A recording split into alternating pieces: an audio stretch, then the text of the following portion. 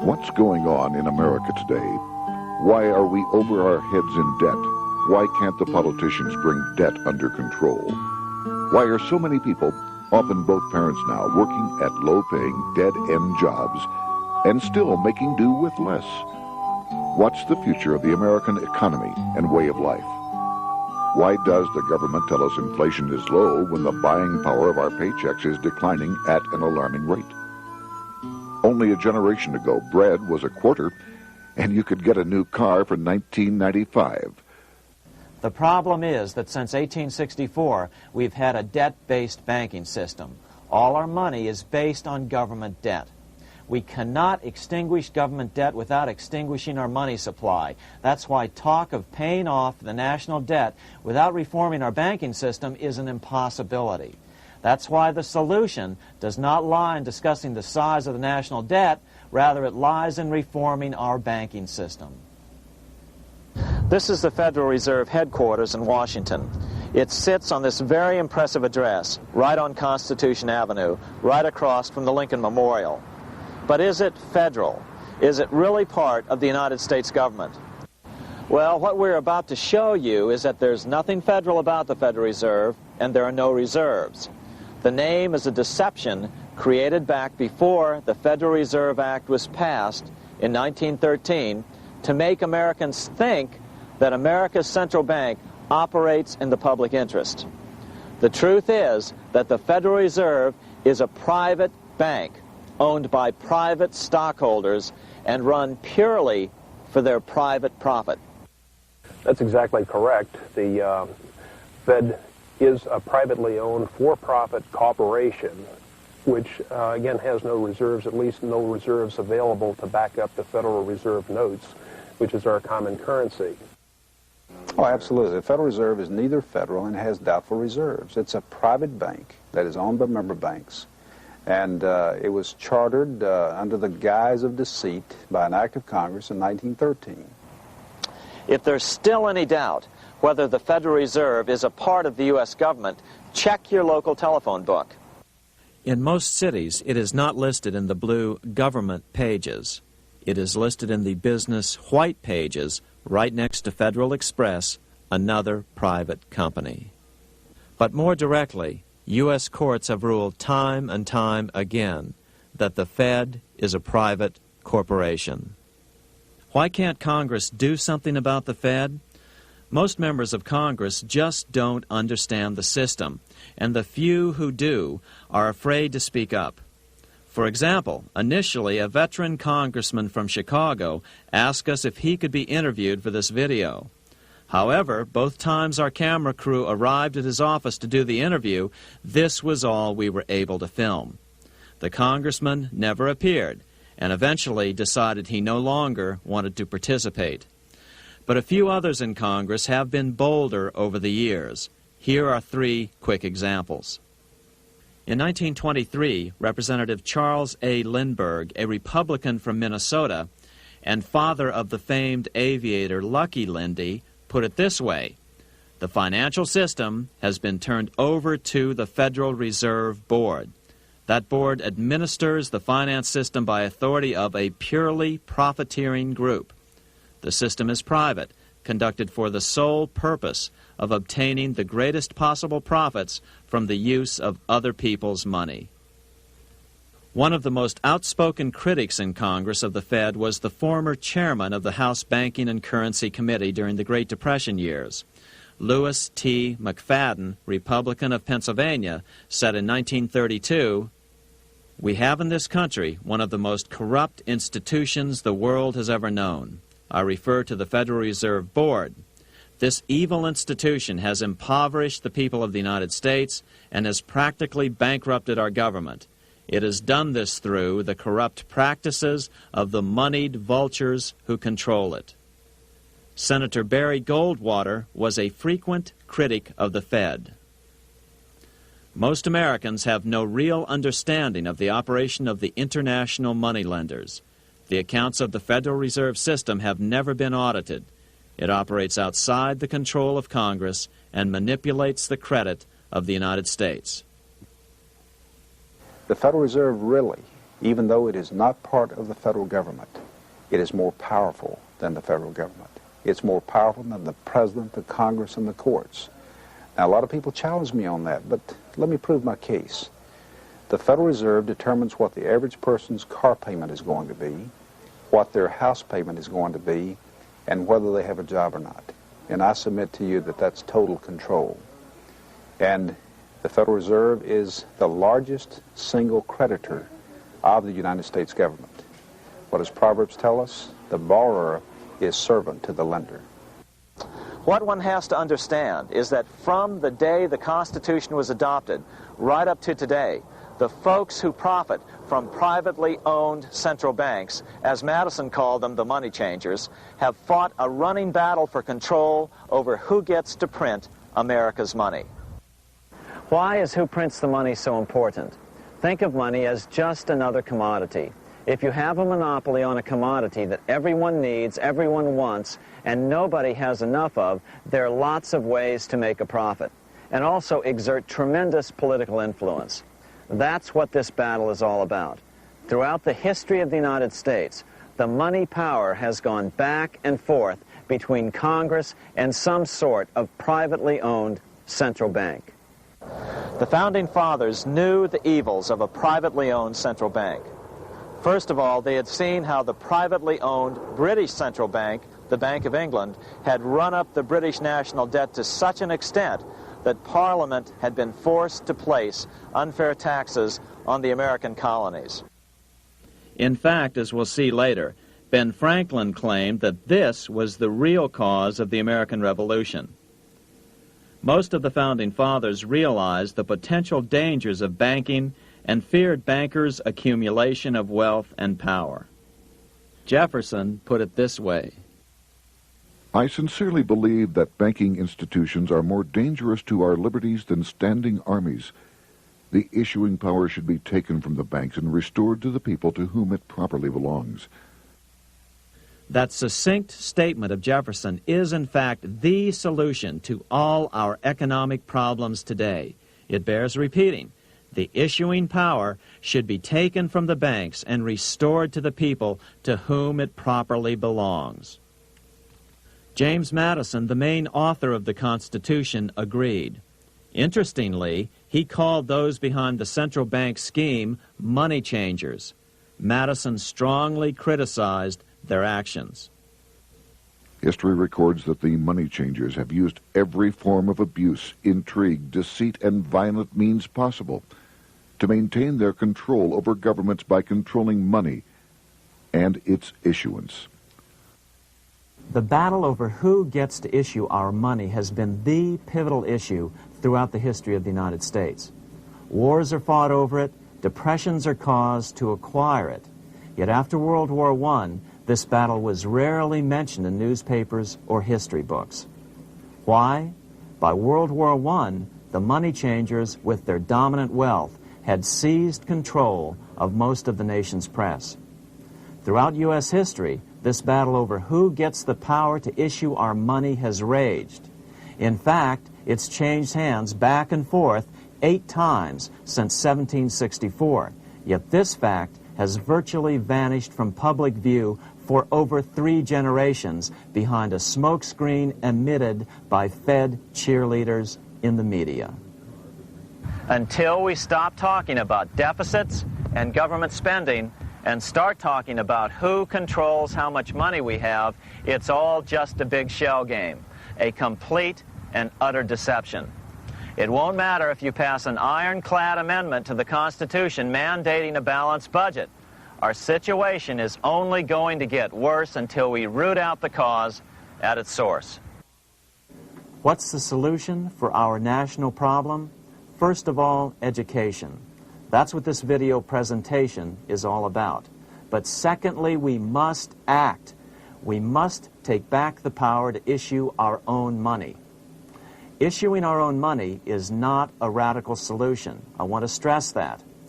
It's the same solution used at different points in U.S. history by men like Benjamin Franklin, Thomas Jefferson, Andrew Jackson, Martin Van Buren, and Abraham Lincoln.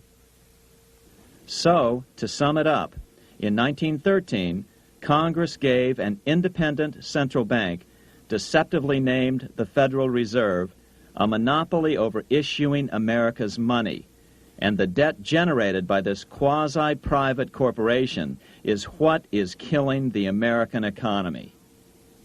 Though the Federal Reserve is now the most powerful central bank in the world, it was not the first. So where did this idea come from? To really understand the magnitude of the problem, we have to travel back to Europe. Just who are these money changers James Madison spoke of? In the Bible, 2,000 years ago, Jesus drove the money changers from the temple. It was the only time Jesus used force during his ministry. What were money changers doing in the temple? When Jews came to Jerusalem to pay their temple tax, they could only pay it with a special coin, the half shekel of the sanctuary. This was a half ounce of pure silver about this size.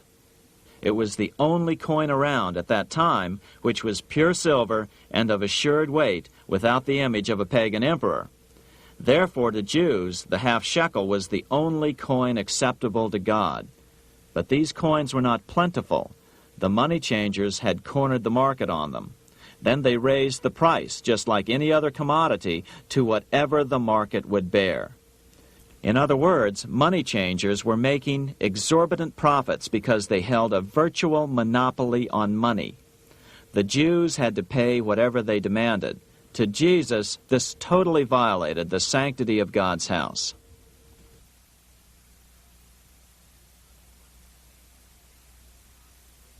But the money-changing scam did not originate in Jesus' day. 200 years before Christ, Rome was having trouble with money changers. 2 early Roman emperors had tried to diminish the power of the money changers by reforming usury laws and limiting land ownership to 500 acres. They were both assassinated. In 48 BC, Julius Caesar took back the power to coin money from the money changers and minted coins for the benefit of all. With this new, plentiful supply of money, he built great public works projects. By making money plentiful, Caesar won the love of the common man. But the money changers hated him. Some believe this was an important factor in Caesar's assassination. One thing is for sure, with the death of Caesar came the demise of plentiful money in Rome. Taxes increased, as did corruption. Just as in the case of America today, usury and debased coin became the rule. Eventually, the Roman money supply was reduced by 90%. As a result, the common people lost their lands and their homes, just as is about to happen soon in America. With the demise of plentiful money, the masses lost confidence in the Roman government and refused to support it. Rome plunged into the gloom of the Dark Ages.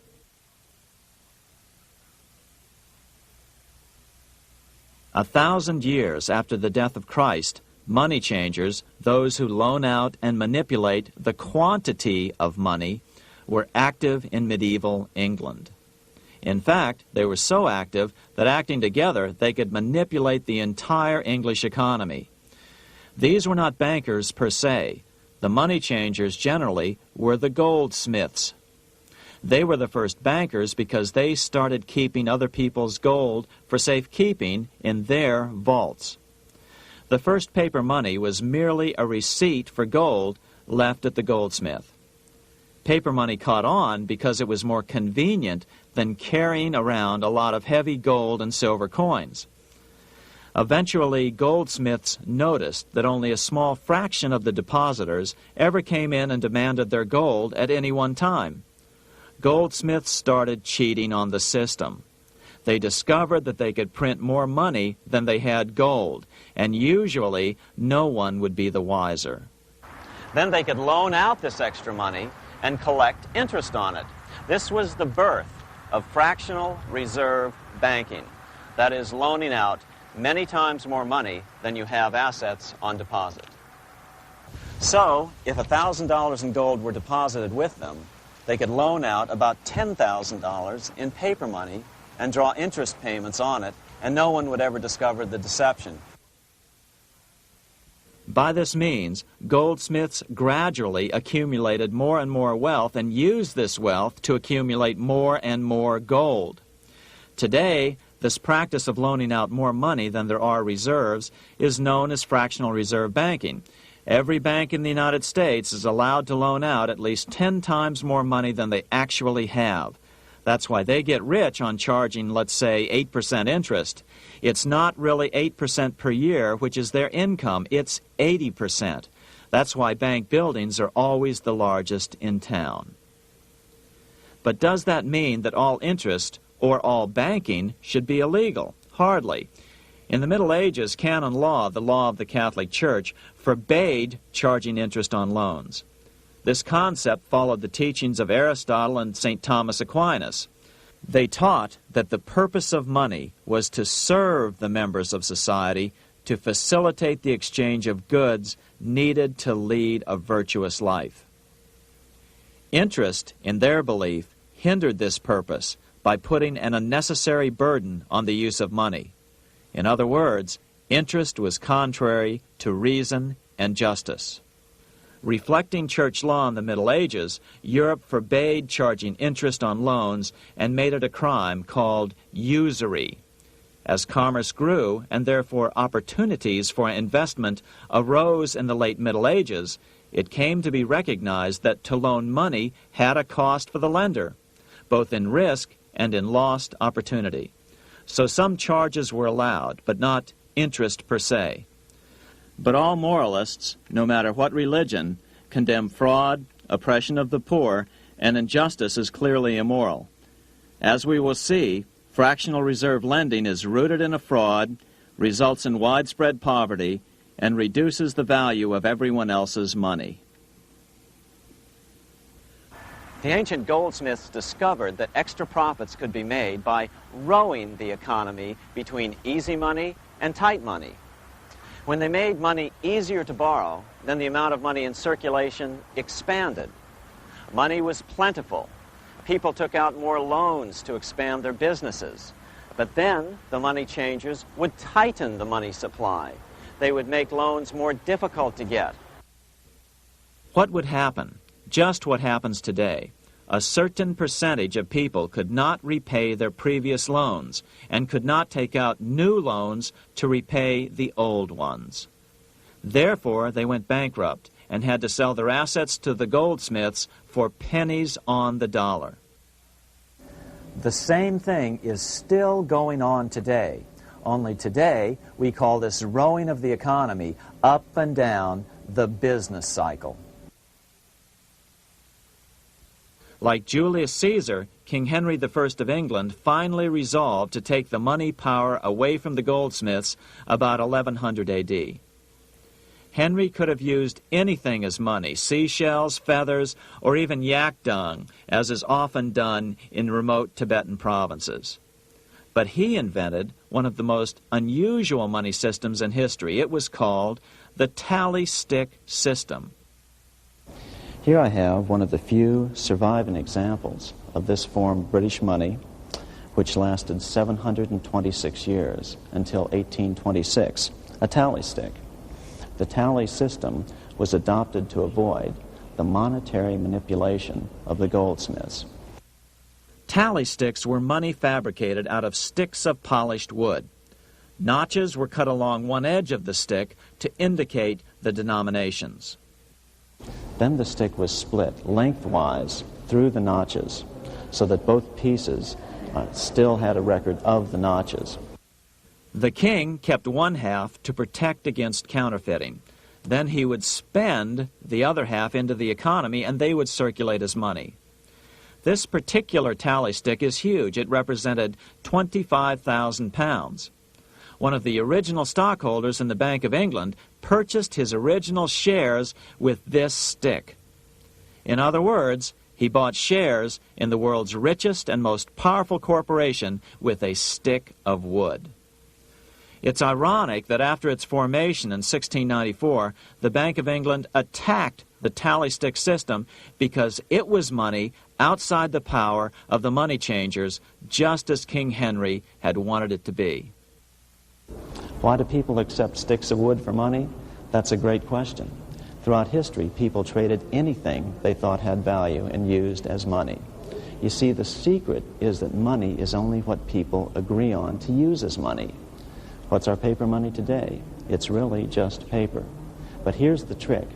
King Henry ordered that tally sticks had to be used to pay the king's taxes.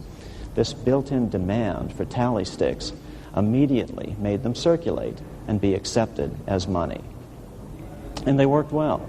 In fact, no other form of money has worked so well for so long as tally sticks. Keep in mind, the British Empire was built under the tally stick system. The tally stick system succeeded despite the fact that the money changers constantly attacked it by offering the metal coin system as competition. In other words, metal coins never went completely out of circulation, but tally sticks hung on because they were good for the payment of taxes. Finally, in the 1500s, King Henry VIII relaxed the laws concerning usury, and the money changers wasted no time reasserting themselves. They quickly made their gold and silver money plentiful for a few decades. But when Queen Mary took the throne and tightened the usury laws again, the money changers renewed the hoarding of gold and silver coins, forcing the economy to plummet. When Queen Mary's sister, Queen Elizabeth I, took the throne, she was determined to regain control over English money. Her solution was to issue gold and silver coins from the public treasury and take the control over the money supply away from the money changers.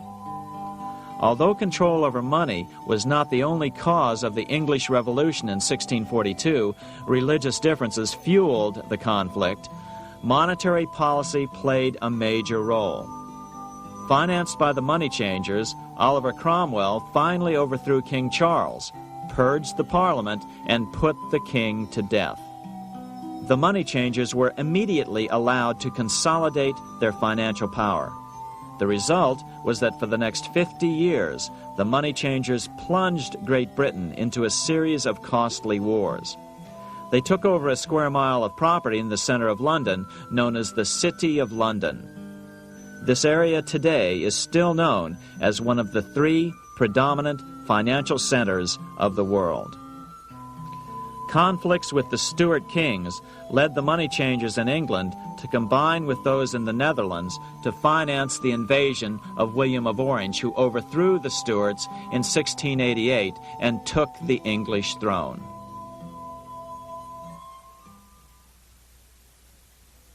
By the end of the 1600s, England was in financial ruin. 50 years of more or less continuous wars with France and Holland had exhausted her. Frantic government officials met with the money changers to beg for the loans necessary to pursue their political purposes. The price was high: a government-sanctioned, privately owned bank which could issue money created out of nothing. It was to be the modern world's first privately owned central bank, the Bank of England. Although it was deceptively called the Bank of England to make the general population think it was part of the government, it was not. Like any other private corporation, the Bank of England sold shares to get started. The investors, whose names were never revealed, were supposed to put up £1.25 million British pounds in gold coin to buy their shares in the bank, but only £750,000 was ever received. Despite that, the bank was duly chartered in 1694 and started out in the business of loaning out several times the money it supposedly had in reserves, all at interest. In exchange, the new bank would loan British politicians as much of the new currency as they wanted, as long as they secured the debt by direct taxation of the British people. So, legalization of the Bank of England amounted to nothing less than legal counterfeiting of a national currency for private gain. Unfortunately, nearly every nation now has a privately controlled central bank using the Bank of England as the basic model.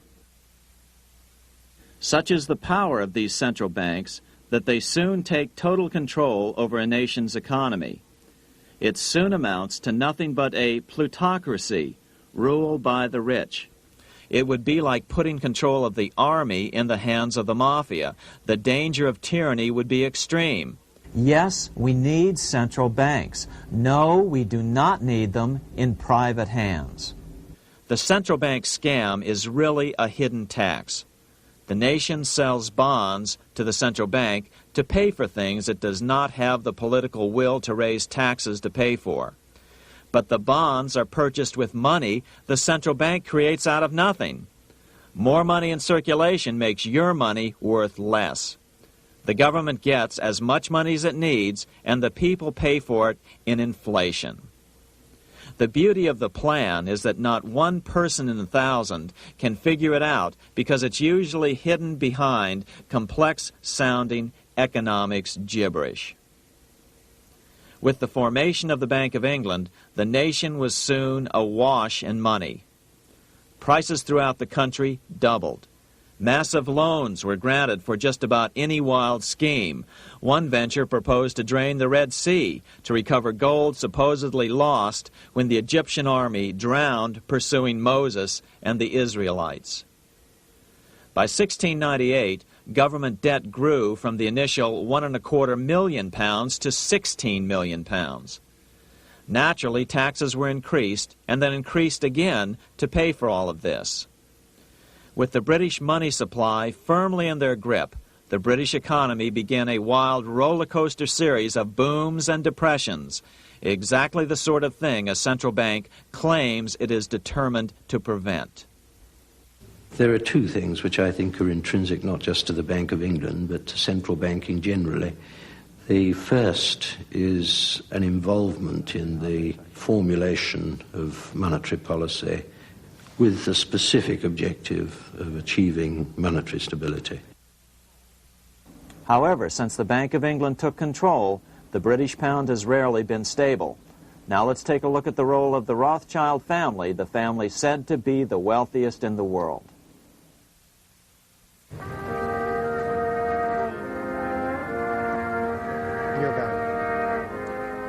This is Frankfurt, Germany. 50 years after the Bank of England opened its doors, a goldsmith named Amschel Moses Bauer opened a coin shop, a counting house, in 1743.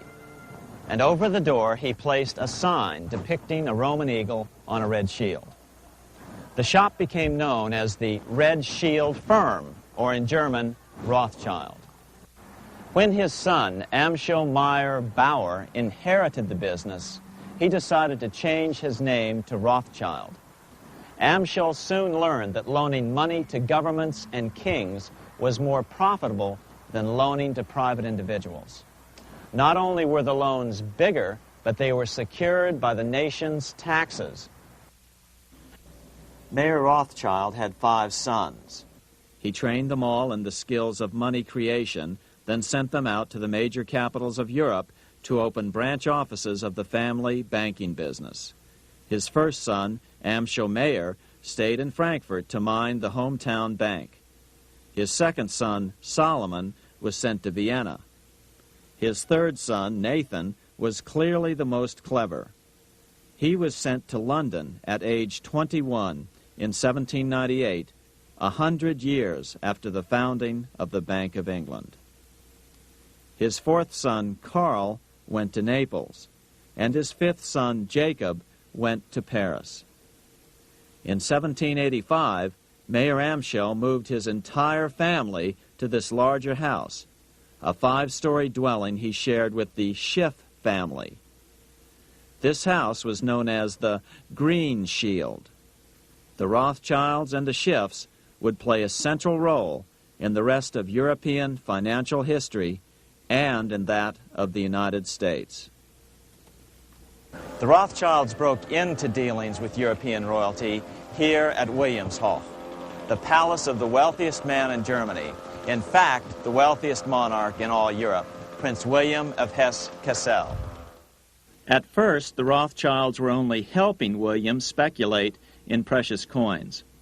But when Napoleon chased Prince William into exile, he sent £550,000, a gigantic sum at that time, to Nathan Rothschild in London with instructions for him to buy consols, British government bonds, also called government stock. But Rothschild used the money for his own purposes. With Napoleon on the loose, the opportunities of wartime investments were nearly limitless.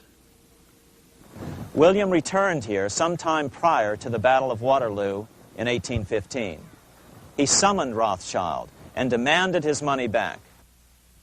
The Rothschilds returned William's money with the interest the British consuls would have paid him had the investment actually been made. But the Rothschilds kept all the past profits they had made using William's money. Nathan Rothschild later bragged that in the 17 years he'd been in England, he'd increased his original £20,000 stake given to him by his father by 2,500 times. By cooperating within the family, the Rothschilds soon grew unbelievably wealthy. By the mid-1800s, they dominated all European banking and were certainly the wealthiest family in the world. They financed Cecil Rhodes, making it possible for him to establish a monopoly over the diamond and gold fields of South Africa. In America, they financed the Harrimans and railroads, the Vanderbilts and railroads and the press, and Carnegie in the steel industry, among many others. In fact, during World War I, J.P. Morgan was thought to be the richest man in America. But after his death, it was discovered that he was actually only a lieutenant of the Rothschilds. Once Morgan's will was made public, it was discovered that he owned only 19% of J.P. Morgan companies.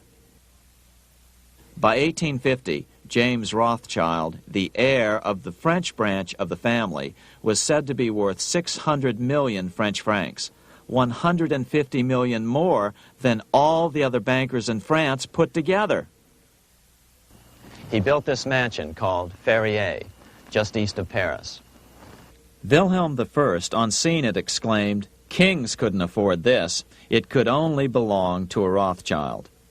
Another 19th century French commentator put it this way: "There is but one power in Europe, and that is Rothschild." There is no evidence that their predominant standing in European or world finance has changed. Now let's take a look at the results the Bank of England had produced on the British economy and how that later was the root cause of the American Revolution.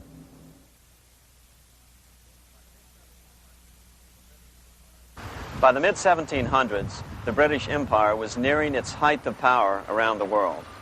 But Britain had fought 4 costly wars in Europe since the creation of their privately owned central bank, the Bank of England. The cost had been high. To finance these wars, the British Parliament here had borrowed heavily from the bank. By the mid-1700s, the government's debt here in Britain was £140 million, a staggering sum for those days. Consequently, the British government embarked on a program of trying to raise revenues from their American colonies in order to make their interest payments to the bank. But in America, it was a different story. The scourge of a privately owned central bank had not yet hit. This is Independence Hall in Philadelphia, where the Declaration of Independence and Constitution were signed. In the mid-1700s, pre-revolutionary America was still relatively poor. There was a severe shortage of precious metal coins to trade for goods, so the early colonists were forced to experiment with printing their own homegrown paper money. Some of these experiments were successful. Franklin was a big supporter of the colonies printing their own paper money. In 1757, Franklin was sent to London. He ended up staying for the next 18 years here, nearly until the start of the American Revolution. During this period, the American colonies began to issue their own money. Called colonial scrip, the endeavor was very successful. It provided a reliable medium of exchange, and it also helped to provide a feeling of unity between the colonies. Remember, colonial scrip was just paper money, debt-free money, printed in the public interest, and not backed by gold or silver coin. In other words, it was a totally fiat currency. One day, officials of the Bank of England asked Franklin how he would account for the newfound prosperity of the colonies. Without hesitation, he replied, "That is simple. In the colonies, we issue our own money.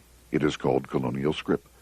We issue it in proper proportion to the demands of trade and industry to make the products pass easily from the producers to the consumers. In this manner, creating for ourselves our own paper money, we control its purchasing power, and we have no interest to pay to no one." This was just common sense to Franklin, but you can imagine the impact it had on the Bank of England. America had learned the secret of money, and that genie had to be returned to its bottle as soon as possible.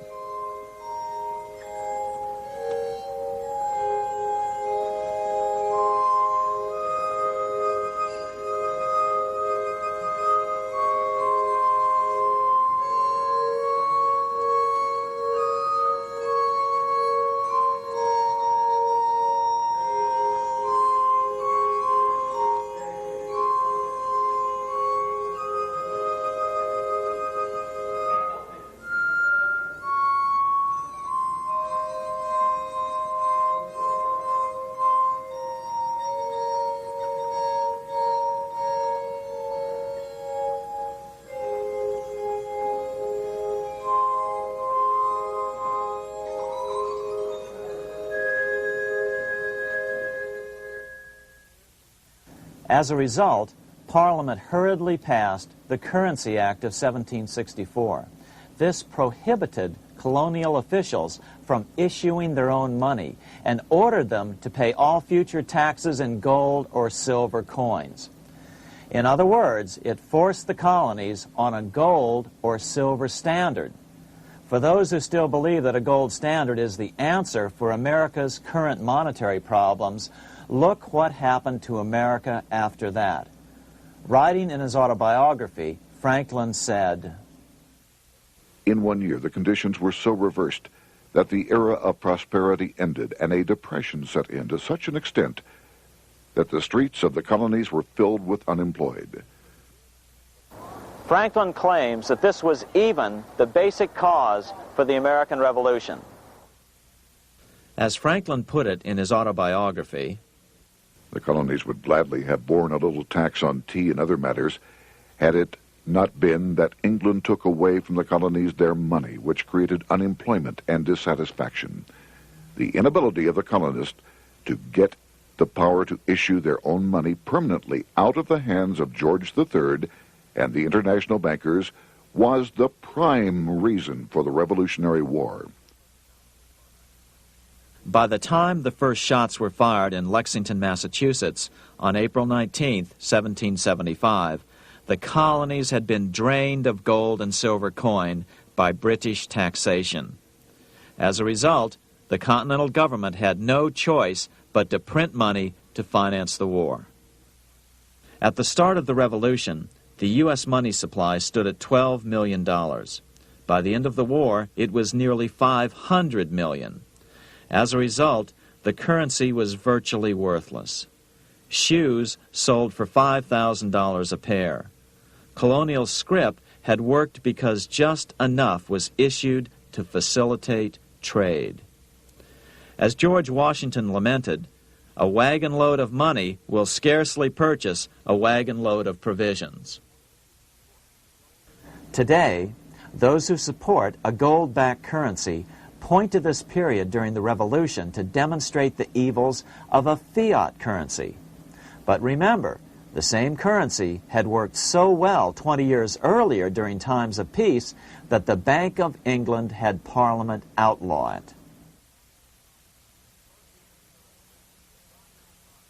Towards the end of the Revolution, the Continental Congress, meeting here at Independence Hall, grew desperate for money. In 1781, they allowed Robert Morris, their financial superintendent, to open a privately owned central bank. Incidentally, Morris was a wealthy man who had grown wealthier during the Revolution by trading in war materials. Called the Bank of North America, the new bank was closely modeled after the Bank of England. It was allowed to practice fractional reserve banking. That is, it could lend out money it didn't have, then charge interest on it. If you or I were to do that, we would be charged with fraud, a felony.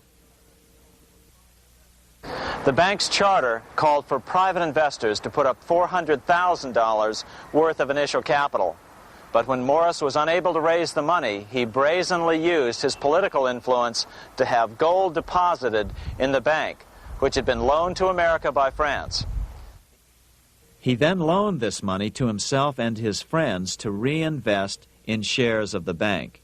And, like the Bank of England, the bank was given a monopoly over the national currency. Soon the dangers became clear. The value of American currency continued to plummet. So, 4 years later, in 1785, the bank's charter was not renewed. The leader of the effort to kill the bank, William Findley of Pennsylvania, explained the problem this way, quote, "This institution, having no principle but that of avarice, will never be varied in its object, to engross all the wealth, power, and influence of the state." The men behind the Bank of North America, Alexander Hamilton, Robert Morris, and the bank's president, Thomas Whiling, did not give up. Only 6 years later, Hamilton, then Secretary of the Treasury, and his mentor, Morris, rammed a new privately owned central bank through the new Congress. Called the first bank of the United States, Thomas Whiling again served as the bank's president. The players were the same, only the name of the bank was changed.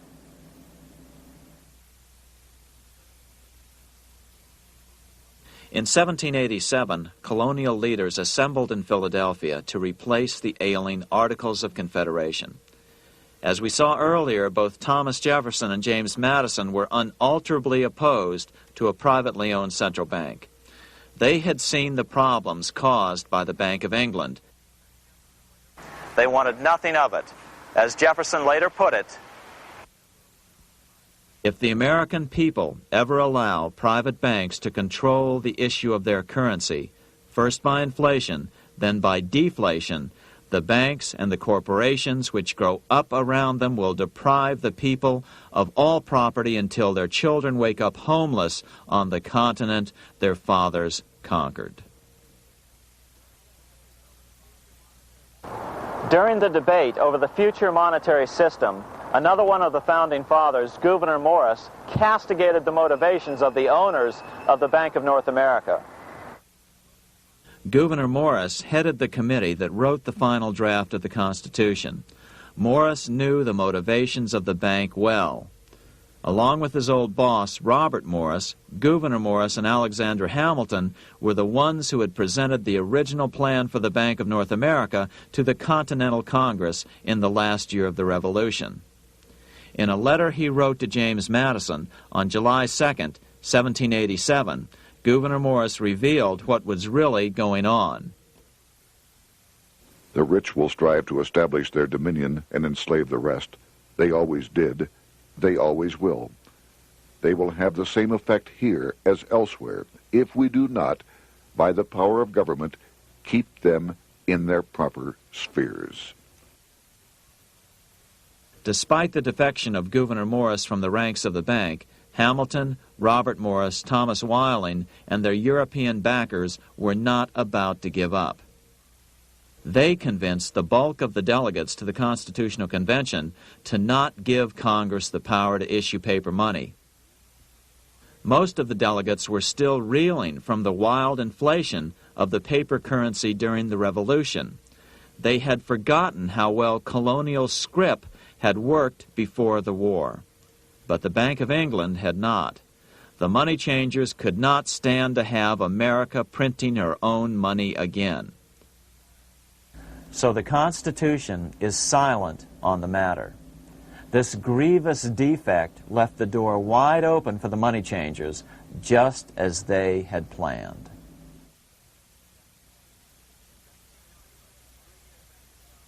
In 1790, less than 3 years after the Constitution had been signed, the money changers struck again. The newly appointed first Secretary of the Treasury, Alexander Hamilton, proposed a bill to the Congress calling for a new, privately owned central bank.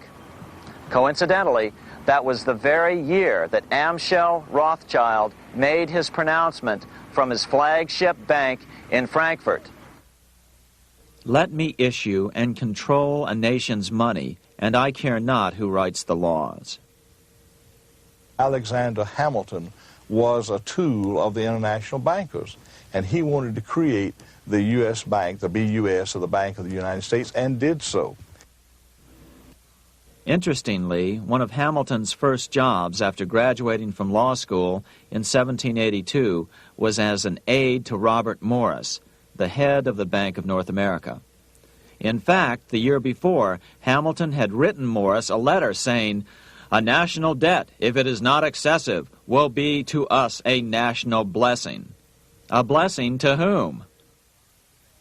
After a year of intense debate, in 1791, Congress passed the bill and gave it a 20-year charter. The new bank was to be called the First Bank of the United States, or BUS. Here we are in front of the First Bank of the United States in Philadelphia. The bank was given a monopoly on printing U.S. currency, even though 80% of its stock would be held by private investors. The other 20% would be purchased by the U.S. government. But the reason was not to give the government a piece of the action. It was to provide the capital for the other 80% owners.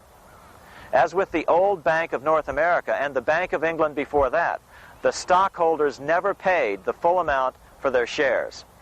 The U.S. government put up their initial $2 million in cash. Then the bank, through the old magic of fractional reserve lending, made loans to its charter investors so they could come up with the remaining $8 million of capital needed for this risk-free investment. Like the Bank of England, the name of the Bank of the United States was deliberately chosen to hide the fact that it was privately controlled. And like the Bank of England, the names of the investors in the bank were never revealed. Many years later, it was a common saying that the Rothschilds were the power behind the old Bank of the United States. The bank was sold to Congress as a way to bring stability to the banking system and eliminate inflation. So what happened? Over the first 5 years, the U.S. government borrowed $8.2 million from the Bank of the United States. In the same 5-year period, prices rose by 72%. Jefferson, as the new Secretary of State, watched the borrowing with sadness and frustration, unable to stop it. I wish it were possible to obtain a single amendment to our Constitution, taking from the federal government the power of borrowing. Millions of Americans feel the same way today. They watch in helpless frustration as the federal government borrows the American economy into oblivion. So, although it was called the First Bank of the United States, it was not the first attempt at a privately owned central bank in this country. As with the Bank of North America, the government put up most of the cash to get this private bank going, then the bankers loaned the money to each other to buy the remaining stock in the bank. It was a scam, plain and simple, and they wouldn't be able to get away with it for long. But first, we have to travel back to Europe to see how a single man was able to manipulate the entire British economy by obtaining the first news of Napoleon's final defeat.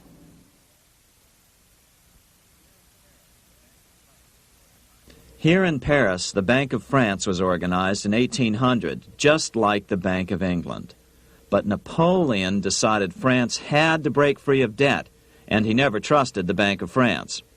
He declared that when a government is dependent upon bankers for money, the bankers, not the leaders of the government, are in control.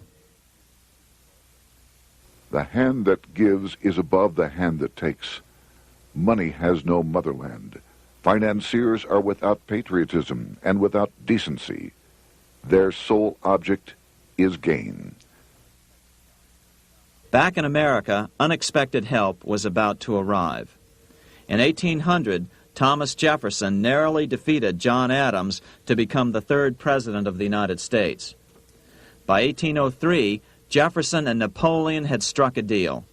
The U.S. would give Napoleon $3 million in gold in exchange for a huge chunk of territory west of the Mississippi River, the Louisiana Purchase. With that $3 million, Napoleon quickly forged an army and set off across Europe, conquering everything in his path. But the Bank of England quickly rose to oppose him. They financed every nation in his path, reaping the enormous profits of war. Prussia, Austria, and finally Russia all went heavily into debt in a futile attempt to stop Napoleon. 4 years later, with the main French army in Russia, 30-year-old Nathan Rothschild, the head of the London office of the Rothschild family, personally took charge of a bold plan to smuggle a much-needed shipment of gold right through France to finance an attack by the Duke of Wellington from Spain. Nathan later bragged at a dinner party in London that it was the best business he'd ever done. Little did he know that he would do much better business in the near future. Wellington's attacks from the south and other defeats eventually forced Napoleon to abdicate, and Louis XVIII was crowned king. Napoleon was exiled to Elba, a tiny island off the coast of Italy, supposedly exiled from France forever. While Napoleon was in exile on Elba, temporarily defeated by England with the financial help of the Rothschilds, America was trying to break free of its central bank as well.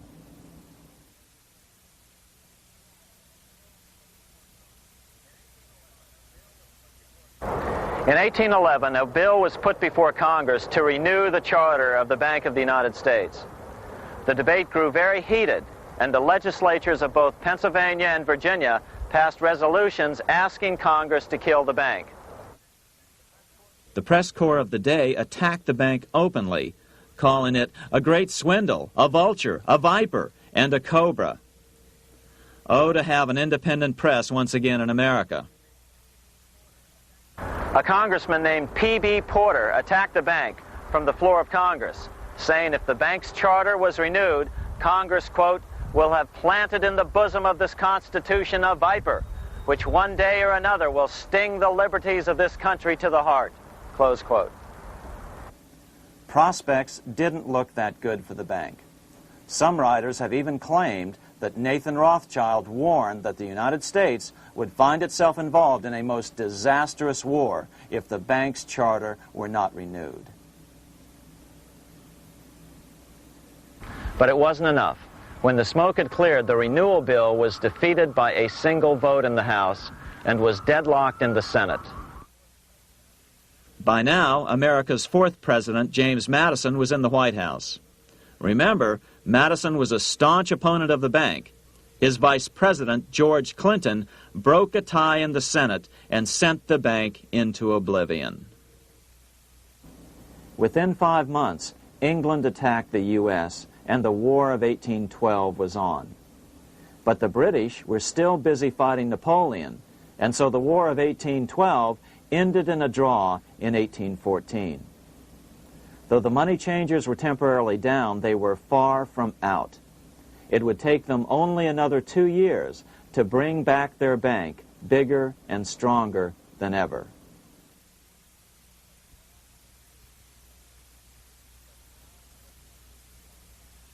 But now let's return to Napoleon, because nothing else in history more aptly demonstrates the ingenuity of the Rothschild family than their control of the British stock market after Waterloo. In 1815, a year after the end of the War of 1812 in America, Napoleon escaped his exile and returned to Paris. French troops were sent out to capture him, but such was his charisma that the soldiers rallied around their old leader and hailed him as their emperor once again. In March of 1815, Napoleon equipped an army which Britain's Duke of Wellington defeated less than 90 days later at Waterloo. Some writers claim Napoleon borrowed £5 million from the Bank of England to rearm, but it appears these funds actually came from the Ouvard banking house in Paris. Nevertheless, from about this point on, it was not unusual for privately controlled central banks to finance both sides in a war. Why would a central bank finance opposing sides in a war? Because war is the biggest debt generator of them all. A nation will borrow any amount for victory. The ultimate loser is loaned just enough to hold out the vain hope of victory, and the ultimate winner is given enough to win. Besides, such loans are usually conditioned upon the guarantee that the victor will honor the debts of the vanquished.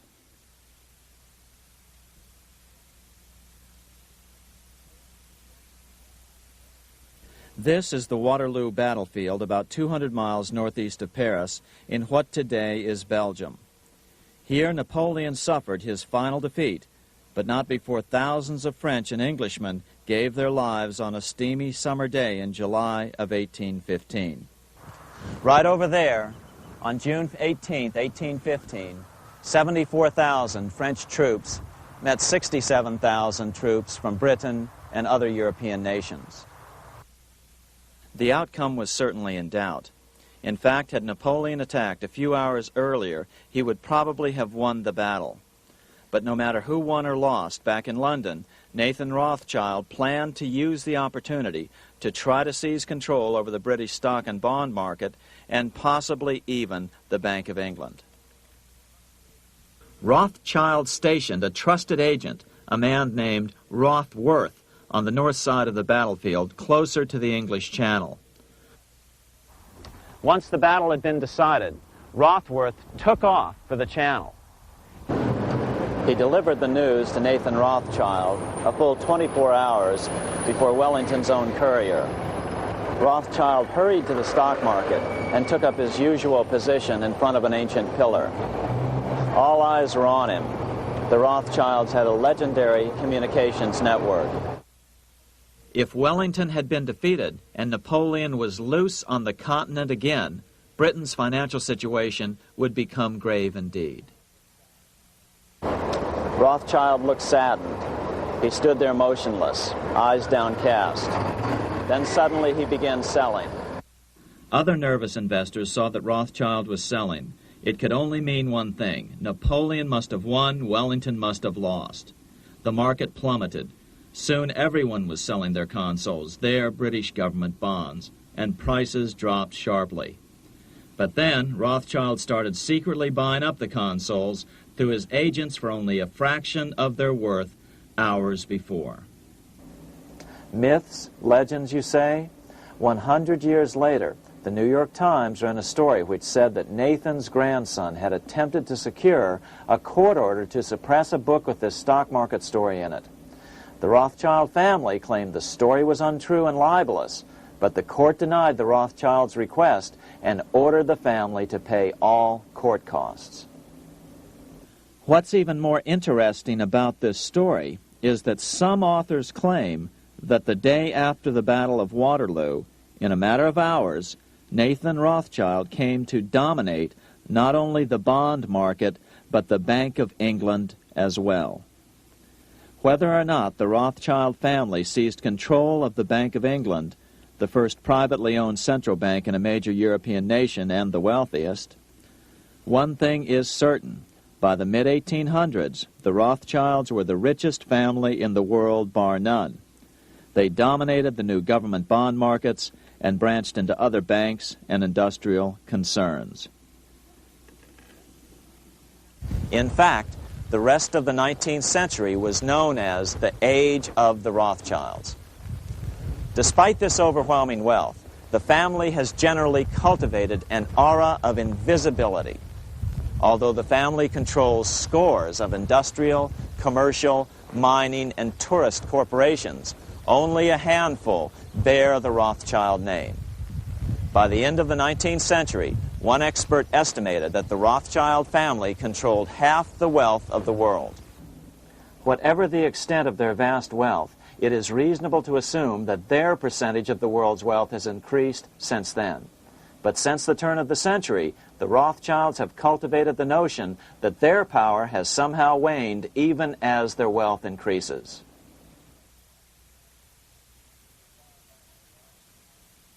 Meanwhile, back in Washington in 1816, just 1 year after Waterloo and Rothschild's alleged takeover of the Bank of England, the American Congress passed a bill permitting yet another privately owned central bank.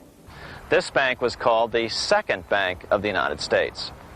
The new bank's charter was a copy of the previous bank's. The U.S. government would own 20% of the shares of the bank. Of course, the federal share was paid by the Treasury up front into the bank's coffers. Then, through the magic of fractional reserve lending, it was transformed into loans to private investors who then bought the remaining 80% of the shares. Just as before, the primary stockholders remained a secret.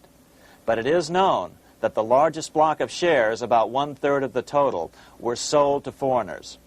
As one observer put it, it is certainly no exaggeration to say that the Second Bank of the United States was rooted as deeply in Britain as it was in America. So, by 1816, some authors claim the Rothschilds had taken control over the Bank of England and backed a new, privately owned central bank in America as well.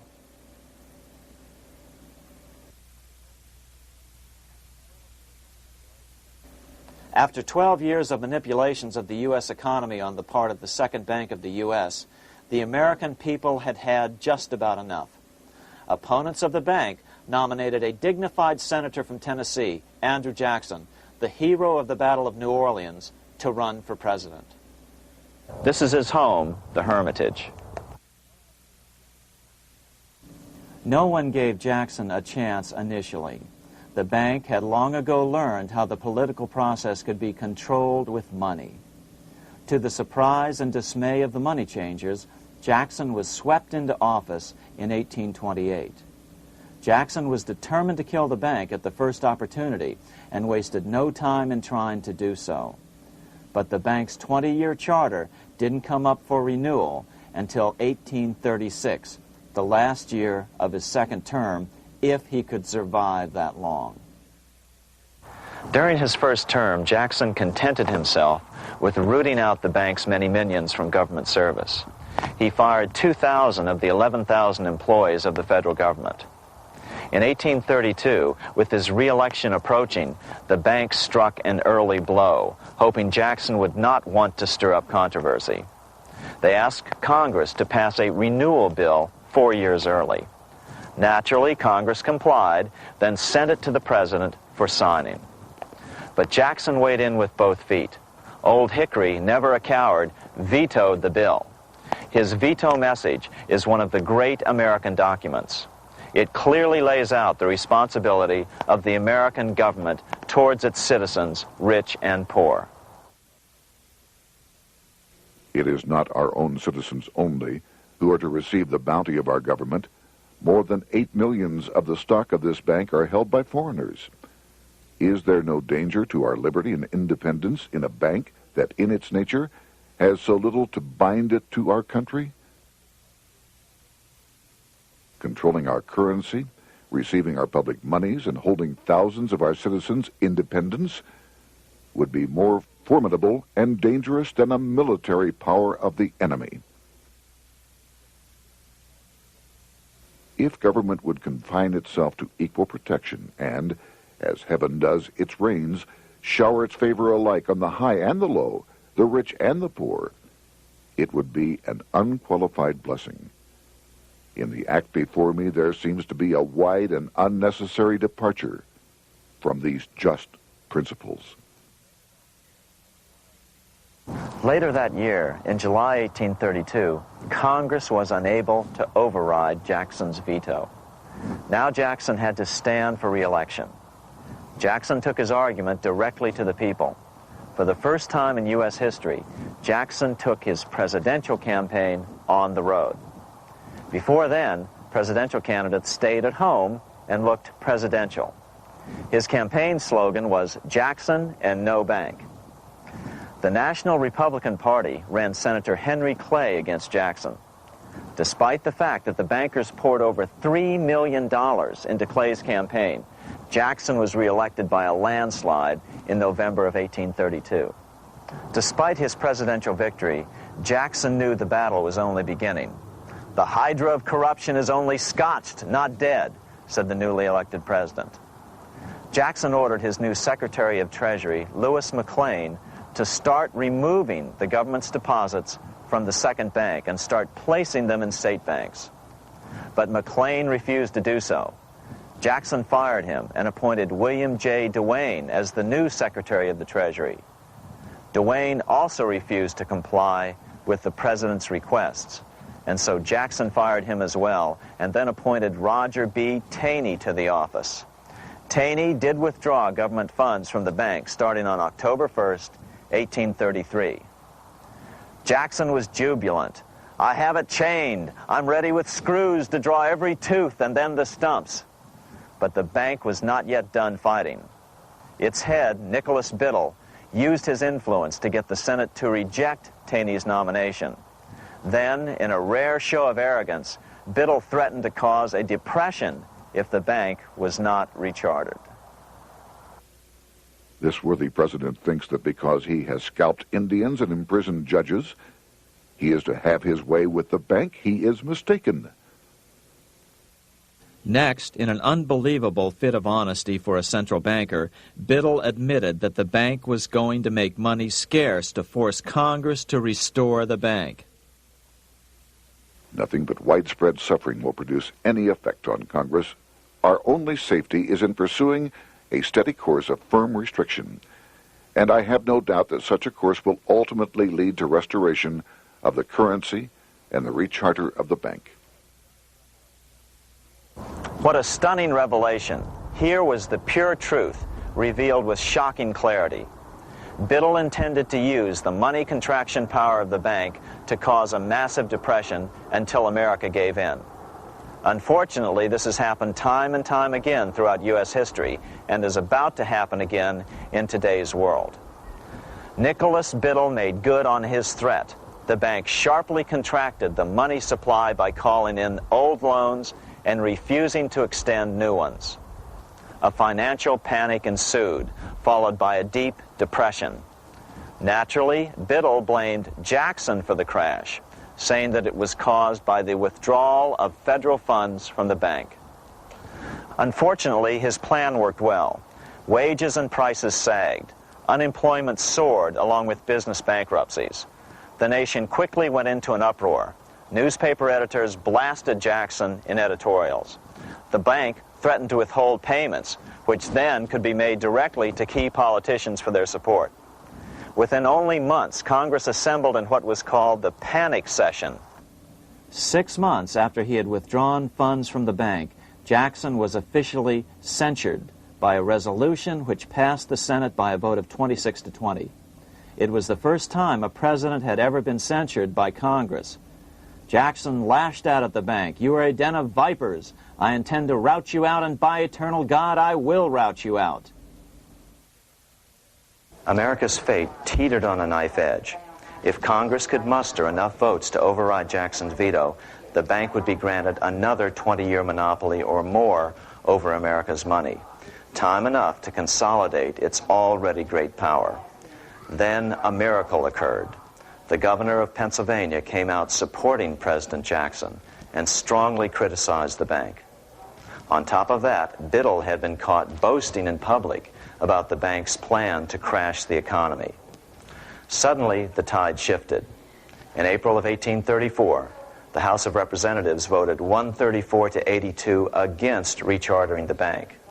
This was followed up by an even more lopsided vote to establish a special committee to investigate whether the bank had caused the crash. When the investigating committee arrived at the bank's door in Philadelphia, armed with a subpoena to examine the books, Biddle refused to give them up. Nor would he allow inspection of correspondence with congressmen relating to their personal loans and advances he'd made to them.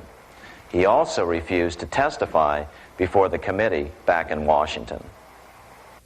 On January 8th, 1835, Jackson paid off the final installment on the national debt, which had been necessitated by allowing the banks to issue currency for government bonds rather than simply issuing treasury notes without such debt. He was the only president to ever pay off the debt. A few weeks later, on January 30th, 1835, an assassin by the name of Richard Lawrence tried to shoot President Jackson, but by the grace of God, both pistols misfired. Lawrence was later found not guilty by reason of insanity. After his release, he bragged to friends that powerful people in Europe had put him up to the task and promised to protect him if he were caught. The following year, when its charter ran out, the Second Bank of the United States ceased functioning as the nation's central bank. Biddle was later arrested and charged with fraud. He was tried and acquitted, but died shortly thereafter while still tied up in civil suits. After his second term as president, Jackson retired here to the Hermitage outside of Nashville to live out his life. He is still remembered here for his determination to kill the bank.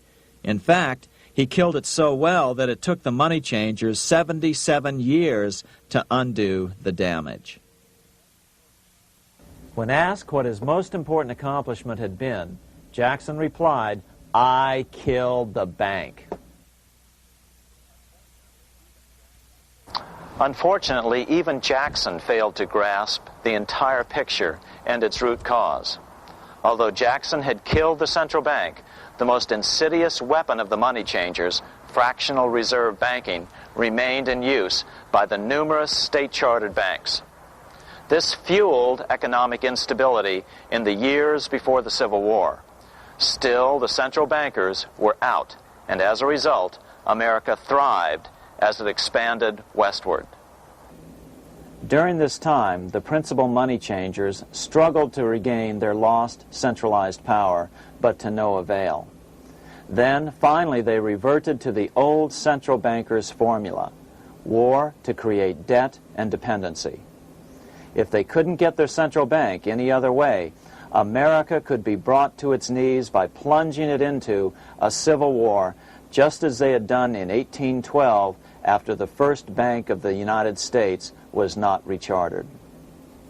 1 month after the inauguration of Abraham Lincoln, the first shots of the American Civil War were fired here at Fort Sumter, South Carolina, on April 12, 1861.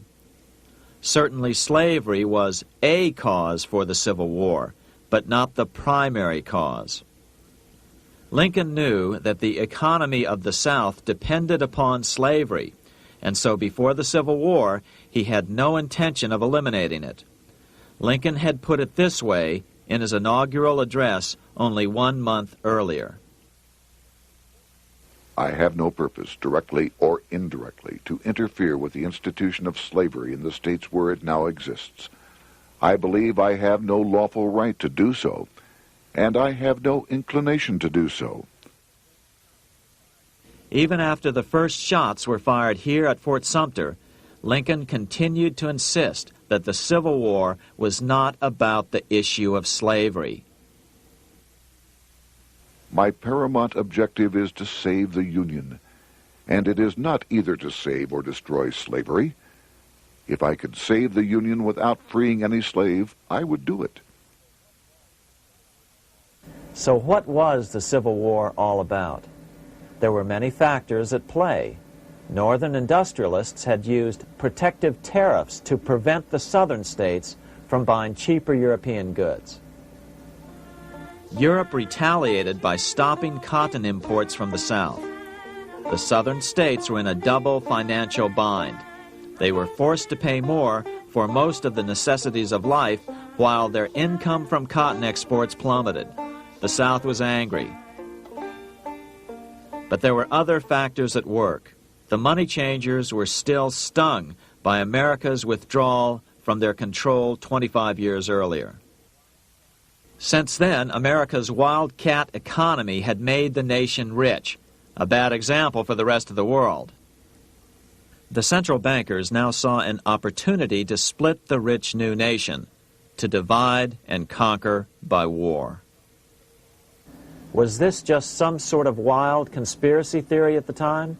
Well, let's take a look at what a well-placed observer of the scene had to say at the time. His name was Otto von Bismarck, Chancellor of Germany, the man who united the German states a few years later. The division of the United States into federations of equal force was decided long before the Civil War by the high financial powers of Europe. These bankers were afraid that the United States, if they remained as one bloc and as one nation, would attain economic and financial independence which would upset their financial domination over the world. Within months after the first shots here at Fort Sumter, the central bankers loaned Napoleon III of France, the nephew of the Waterloo Napoleon, 210 million francs to seize Mexico and station troops along the southern border of the U.S., taking advantage of their war to violate the Monroe Doctrine and return Mexico to colonial rule. No matter what the outcome of the Civil War, a weakened America, heavily indebted to the money changers, would open up Central and South America once again to European colonization and domination. The very thing America's Monroe Doctrine had forbade in 1823. At the same time, Great Britain moved 11,000 troops into Canada and positioned them menacingly along America's northern border. The British fleet went to war alert should their quick intervention be called for.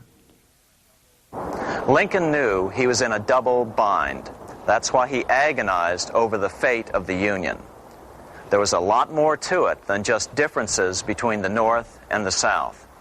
That's why his emphasis was always on union and not merely the defeat of the South. But Lincoln needed money to win. In 1861, Lincoln and his Secretary of Treasury, Salmon P. Chase, went to New York to apply for the necessary loans. The money changers, anxious to see the Union fail, offered loans at 24 to 36% interest. Lincoln said thanks, but no thanks, and returned to Washington. Lincoln sent for an old friend, Colonel Dick Taylor of Chicago, and put him on the problem of financing the war. During one meeting, Lincoln asked Taylor what he'd discovered. Taylor put it this way. Why, Lincoln, that is easy. Just get Congress to pass a bill authorizing the printing of full legal tender Treasury notes, and pay your soldiers with them, and go ahead and win your war with them also. When Lincoln asked if the people of the United States would accept the notes, Taylor said, "The people, or anyone else, will not have any choice in the matter if you make them full legal tender. They will have the full sanction of the government and be just as good as any money, as Congress is given that express right by the Constitution." So that's exactly what Lincoln did.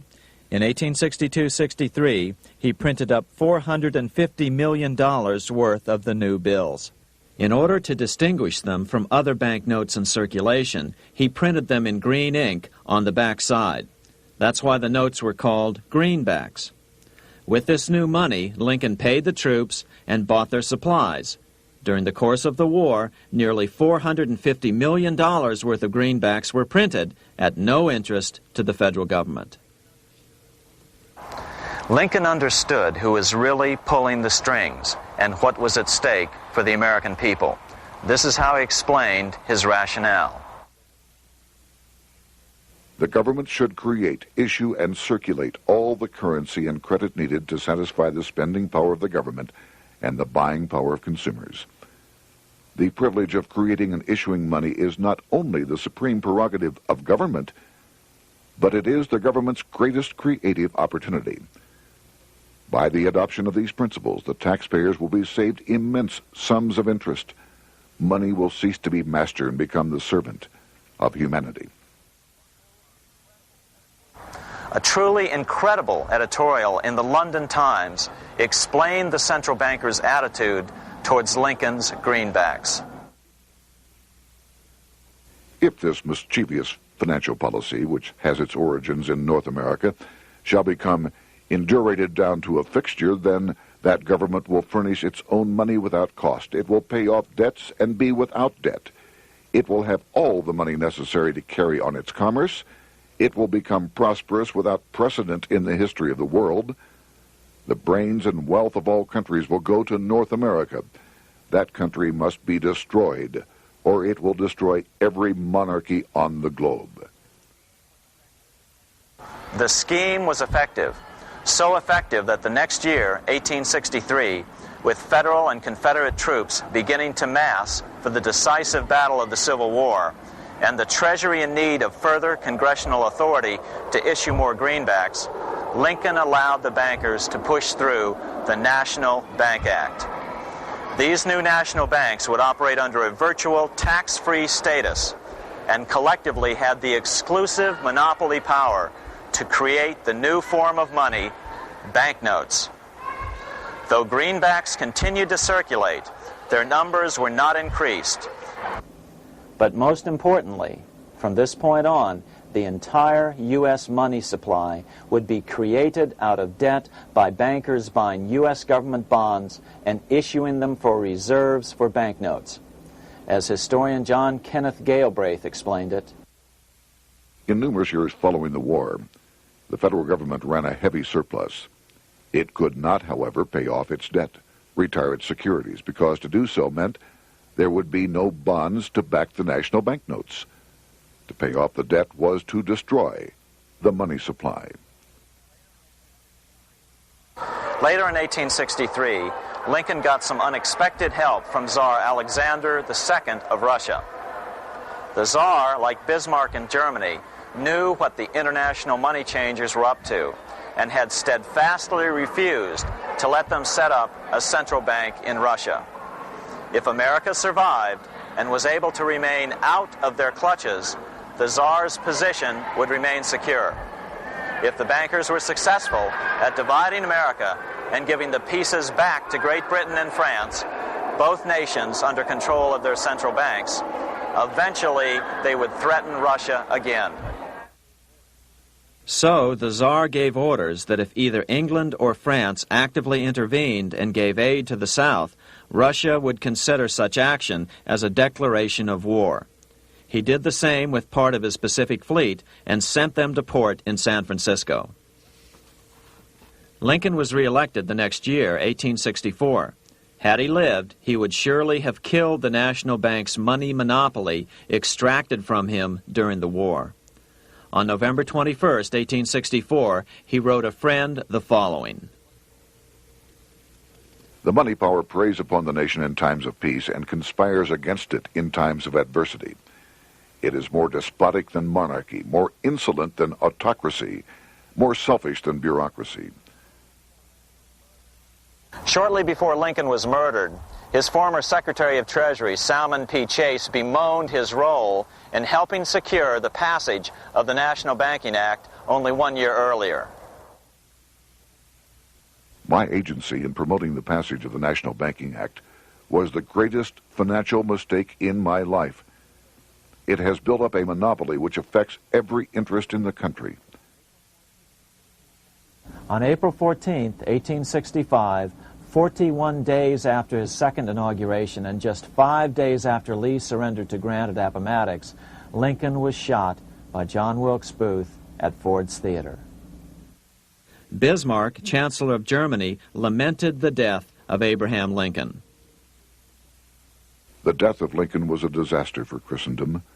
There was no man in the United States great enough to wear his boots. I fear that foreign bankers, with their craftiness and torturous tricks, will entirely corrupt the exuberant riches of America and use it systematically to corrupt modern civilization. They will not hesitate to plunge the whole of Christendom into wars and chaos in order that the earth should become their inheritance. Bismarck well understood the money changers' plan. Allegations that international bankers were responsible for Lincoln's assassination surfaced in Canada 70 years later in 1934. Gerald G. McGeer, a popular and well-respected Canadian attorney, revealed this stunning charge in a 5-hour speech before the Canadian House of Commons, blasting Canada's debt-based money system. Remember, it was 1934, the height of the Great Depression, which was ravaging Canada as well. McGeer had obtained evidence deleted from the public record, provided to him by Secret Service agents at the trial of John Wilkes Booth, after Booth's death. McGeer said it showed that Booth was a mercenary working for the international bankers. According to an article in the Vancouver Sun of May 2nd, 1934, Abraham Lincoln, the martyred emancipator of the slaves, was assassinated through the machinations of a group representative of the international bankers who feared the United States president's national credit ambitions. There was only one group in the world at that time who had any reason to desire the death of Lincoln. They were the men opposed to his national currency program and who had fought him throughout the whole Civil War on his policy of greenback currency. Interestingly, McGeer claimed that Lincoln was assassinated not only because international bankers wanted to reestablish a central bank in America, but because they also wanted to base America's currency on gold. Gold they controlled. In other words, put America on a gold standard. Lincoln had done just the opposite by issuing U.S. notes, greenbacks, which were based purely on the good faith and credit of the United States. The article quoted McGeer as saying, "They were the men interested in the establishment of the gold standard and the right of the bankers to manage the currency and credit of every nation in the world. With Lincoln out of the way, they were able to proceed with that plan and did proceed with it in the United States. Within 8 years after Lincoln's assassination, silver was demonetized and the gold standard money system set up in the United States." Not since Lincoln has the U.S. issued debt-free United States notes. These red-sealed bills, which were issued in 1963, were not a new issue from President Kennedy, but merely the old greenbacks reissued year after year. In another act of folly and ignorance, the 1994 Regal Act actually authorized the replacement of Lincoln's greenbacks with debt-based notes. In other words, greenbacks were in circulation in the United States until 1994. Why was silver bad for the bankers and gold good? Simple. Because silver was plentiful in the United States. It was very hard to control. Gold was, and always has been, scarce. Throughout history, it has been relatively easy to monopolize gold, but silver has historically been 15 times more plentiful. With Lincoln out of the way, the money changers' next objective was to gain complete control over America's money. This was no easy task. With the opening of the American West, silver had been discovered in huge quantities. On top of that, Lincoln's greenbacks were generally popular. Despite the European central bankers' deliberate attacks on greenbacks, they continued to circulate in the United States, in fact, until a few years ago. According to historian W. Cleon Skousen, right after the Civil War, there was considerable talk about reviving Lincoln's brief experiment with the constitutional monetary system. Had not the European Money Trust intervened, it would have no doubt become an established institution.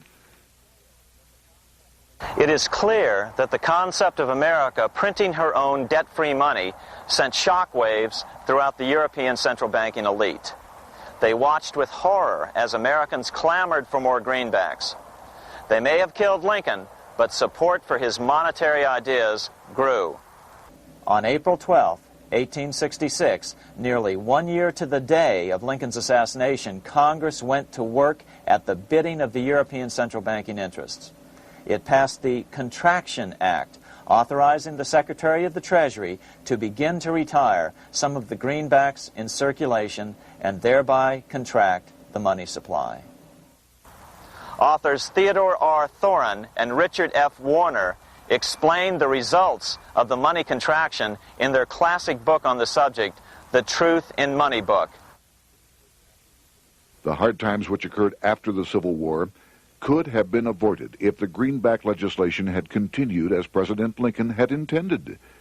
Instead, there were a series of money panics, what we call recessions, which put pressure on Congress to enact legislation to place the banking system under centralized control. Eventually, the Federal Reserve Act was passed on December 23, 1913. In other words, the money changers wanted two things: the reinstitution of a central bank under their exclusive control, and two, an American currency backed by gold. Their strategy was twofold. First of all, cause a series of panics to try to convince the American people that only centralized control of the money supply could provide economic stability. And secondly, remove so much money from the system that most Americans would be so desperately poor that they either wouldn't care or would be too weak to oppose the bankers. In 1866, there was $1.8 billion in currency in circulation in the United States, about $50.46 per capita. In 1867 alone, $500 million, $500 million, was removed from the U.S. money supply. 10 years later, in 1876, America's money supply was reduced to only $600 million. In other words, 2/3 of America's money had been called in by the bankers. Only $14.60 per capita remained in circulation. 10 years later, the money supply had been reduced to only $400 million, even though the population had boomed. The result was that only $6.67 per capita remained in circulation, a 760% loss in buying power over 20 years. Today, economists try to sell the idea that recessions and depressions are a natural part of something they call the business cycle. The truth is, our money supply is manipulated now just as it was before and after the Civil War. How did this happen? How did money become so scarce? Simple. Bank loans were called in and no new ones were given. In addition, silver coins were melted down. In 1872, a man named Ernest Sed was given 100,000 pounds, about $500,000, by the Bank of England and sent to America to bribe necessary congressmen to get silver demonetized.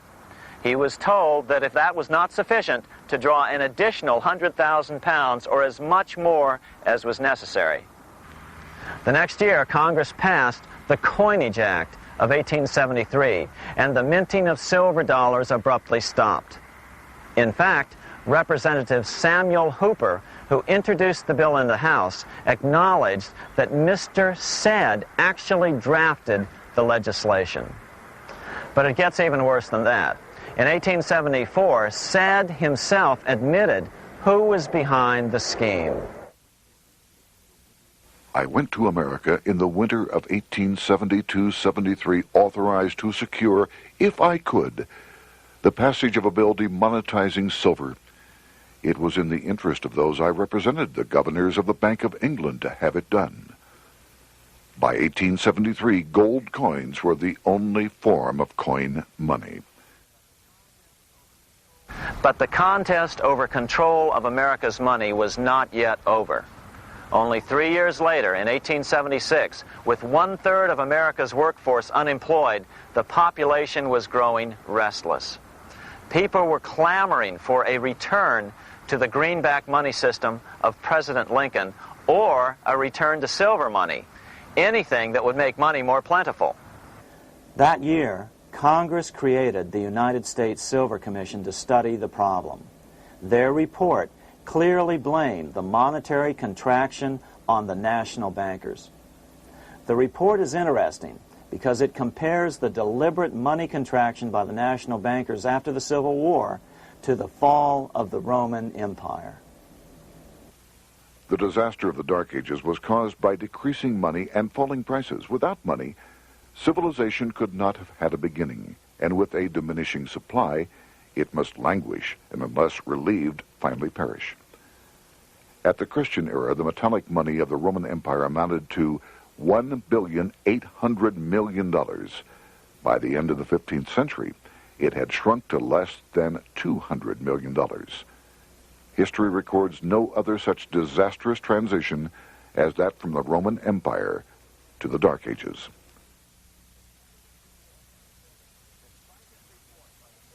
Despite this report by the Silver Commission, Congress took no action.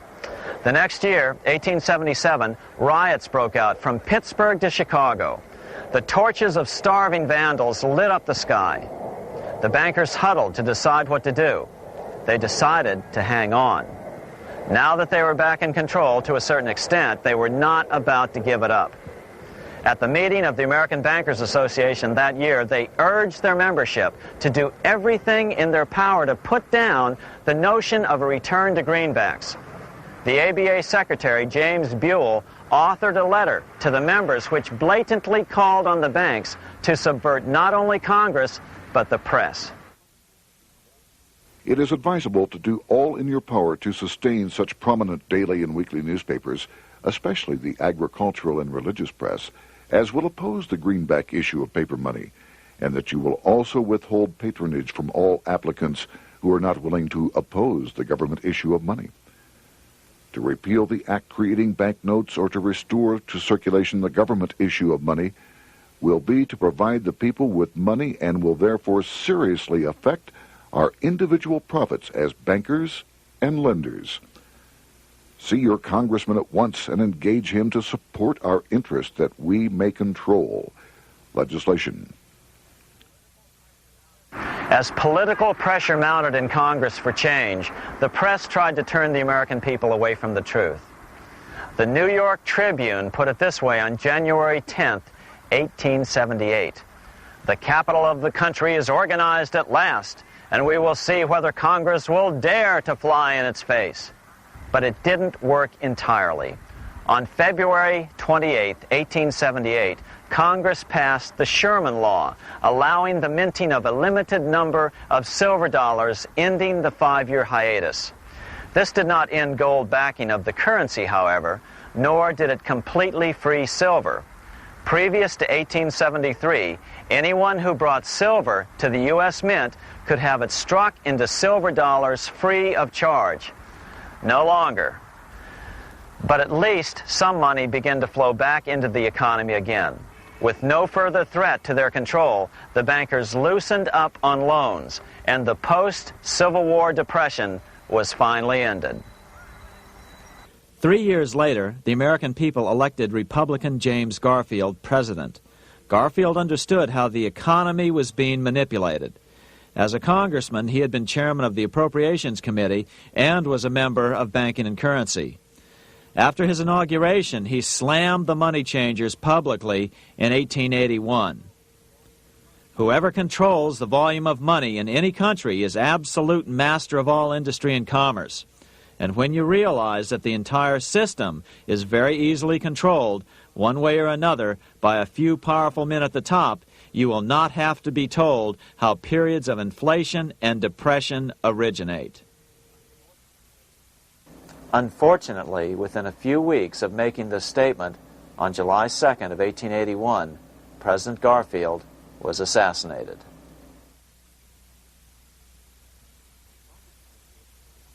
The money changers were gathering strength fast. They began a periodic fleecing of the flock, as they called it, by creating economic booms followed by further depressions so they could buy up thousands of homes and farms for pennies on the dollar. In 1891, the money changers prepared to take the American economy down again, and their methods and motives were laid out with shocking clarity in a memo sent out by the American Bankers Association, the ABA, an organization in which most bankers were members. Notice that this memo called for bankers to create a depression on a certain date 3 years in the future. According to the congressional record, here's how it read in part. On September 1st, 1894, we will not renew our loans under any consideration. On September 1st, we will demand our money. We will foreclose and become mortgagees in possession. We can take 2/3 of the farms west of the Mississippi and thousands of them east of the Mississippi as well at our price. Then the farmers will become tenants, as in England. These depressions could be controlled because America was on the gold money standard. Since gold is scarce, it's one of the easiest commodities to manipulate. People wanted silver money legalized again so they could escape the stranglehold the money changers had on gold money. People wanted silver money reinstated, reversing Mr. Said's Act of 1873, by then called the Crime of 73. By 1896, the issue of more silver money had become the central issue in the presidential campaign. William Jennings Bryan, a senator from Nebraska, ran for president as a Democrat on the free silver issue. At the Democratic National Convention in Chicago, he made an emotional speech which won him the nomination entitled Crown of Thorns and Cross of Gold. Though Bryan was only 36 years old at the time, this speech is widely regarded as the most famous oration ever made before a political convention. In the dramatic conclusion, Bryan said, "We will answer their demand for a gold standard by saying to them, you shall not press down upon the brow of labor this crown of thorns. You shall not crucify mankind upon a cross of gold." The bankers lavishly supported the Republican candidate, William McKinley, who favored the gold standard. The resulting contest was amongst the most fiercely contested presidential races in American history. Bryan made over 600 speeches in 27 states. The McKinley campaign got manufacturers and industrialists to inform their employees that if Bryan were elected, all factories and plants would close and there would be no work. The ruse succeeded. McKinley beat Bryan by a small margin. Bryan ran for president again in 1900 and in 1908, but fell short each time. During the 1912 Democratic Convention, Bryan was a powerful figure who helped Woodrow Wilson win the nomination. When Wilson became president, he appointed Bryan as Secretary of State, but Bryan soon became disenchanted with the Wilson administration. Bryan served only 2 years in the Wilson administration before resigning in 1915 over the highly suspicious sinking of the Lusitania, the event which was used to drive America into World War I.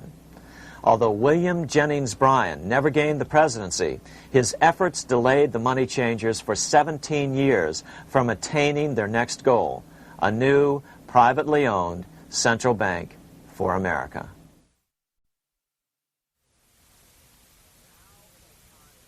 Now it was time for the money changers to get back to the business of a new private central bank for America. During the early 1900s, men like J.P. Morgan led the charge. One final panic would be necessary to focus the nation's attention on the supposed need for a central bank. The rationale was that only a central bank can prevent bank failures. Morgan was clearly the most powerful banker in America, and a suspected agent for the Rothschilds. Morgan had helped finance John D. Rockefeller's Standard Oil empire. He had also helped finance the monopolies of Edward Harriman in railroads, of Andrew Carnegie in steel, and of others in numerous industries. But on top of that, J.P. Morgan's father, Junius Morgan, had been America's financial agent to the British. After his father's death, J.P. Morgan took on a British partner, Edward Grenfell, a longtime director of the Bank of England. In fact, upon Morgan's death, his estate contained only a few $1 million. The bulk of the securities most people thought he owned were in fact owned by others. In 1902, President Theodore Roosevelt allegedly went after Morgan and his friends by using the Sherman Antitrust Act to try to break up their industrial monopolies. Actually, Roosevelt did very little to interfere in the growing monopolization of American industry by the bankers and their surrogates. For example, Roosevelt supposedly broke up the Standard Oil monopoly, but it wasn't really broken at all. It was merely divided into 7 corporations, all still controlled by the Rockefellers. The public was aware of this thanks to political cartoonists like Thomas Nast, who referred to the bankers as the money trust. By 1907, the year after Teddy Roosevelt's re-election, Morgan decided it was time to try for a central bank again. Using their combined financial muscle, Morgan and his friends were secretly able to crash the stock market. Thousands of small banks were vastly overextended. Some had reserves of less than 1% thanks to the fractional reserve principle. Within days, bank runs were commonplace across the nation. Now Morgan stepped into the public arena and offered to prop up the faltering American economy by supporting failing banks with money he manufactured out of nothing. It was an outrageous proposal, far worse than even fractional reserve banking, but Congress let him do it. Morgan manufactured $200 million worth of this completely reserveless private money and bought things with it, paid for services with it, and sent some of it to his branch banks to lend out at interest. His plan worked. Soon, the public regained confidence in money in general and quit hoarding their currency. But as a result, banking power was further consolidated into the hands of a few large banks. By 1908, the panic was over, and Morgan was hailed as a hero by the president of Princeton University, a man by the name of Woodrow Wilson. All this trouble could be averted if we appointed a committee of 6 or 7 public-spirited men like J.P. Morgan to handle the affairs of our country. Economics textbooks would later explain that the creation of the Federal Reserve System was the direct result of the panic of 1907. Quote, "With its alarming epidemic of bank failures, the country was fed up once and for all with the anarchy of unstable private banking," close quote. But Minnesota Congressman Charles A. Lindbergh Sr., the father of the famous aviator Lucky Lindy, later explained that the panic of 1907 was really just a scam. Those not favorable to the money trust could be squeezed out of business, and the people frightened into demanding changes in the banking and currency laws which the money trust would frame. So, since the passage of the National Bank Act of 1863, the money changers had been able to create a series of booms and busts. The purpose was not only to fleece the American public of their property, but to later claim that the banking system was basically so unstable that it had to be consolidated into a central bank once again.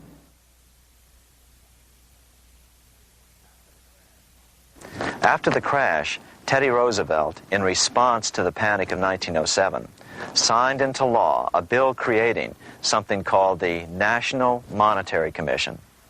The commission was to study the banking problem and make recommendations to Congress. Of course, the commission was packed with Morgan's friends and cronies. The chairman was a man named Senator Nelson Aldrich from Rhode Island. Aldrich represented the Newport, Rhode Island homes of America's richest banking families.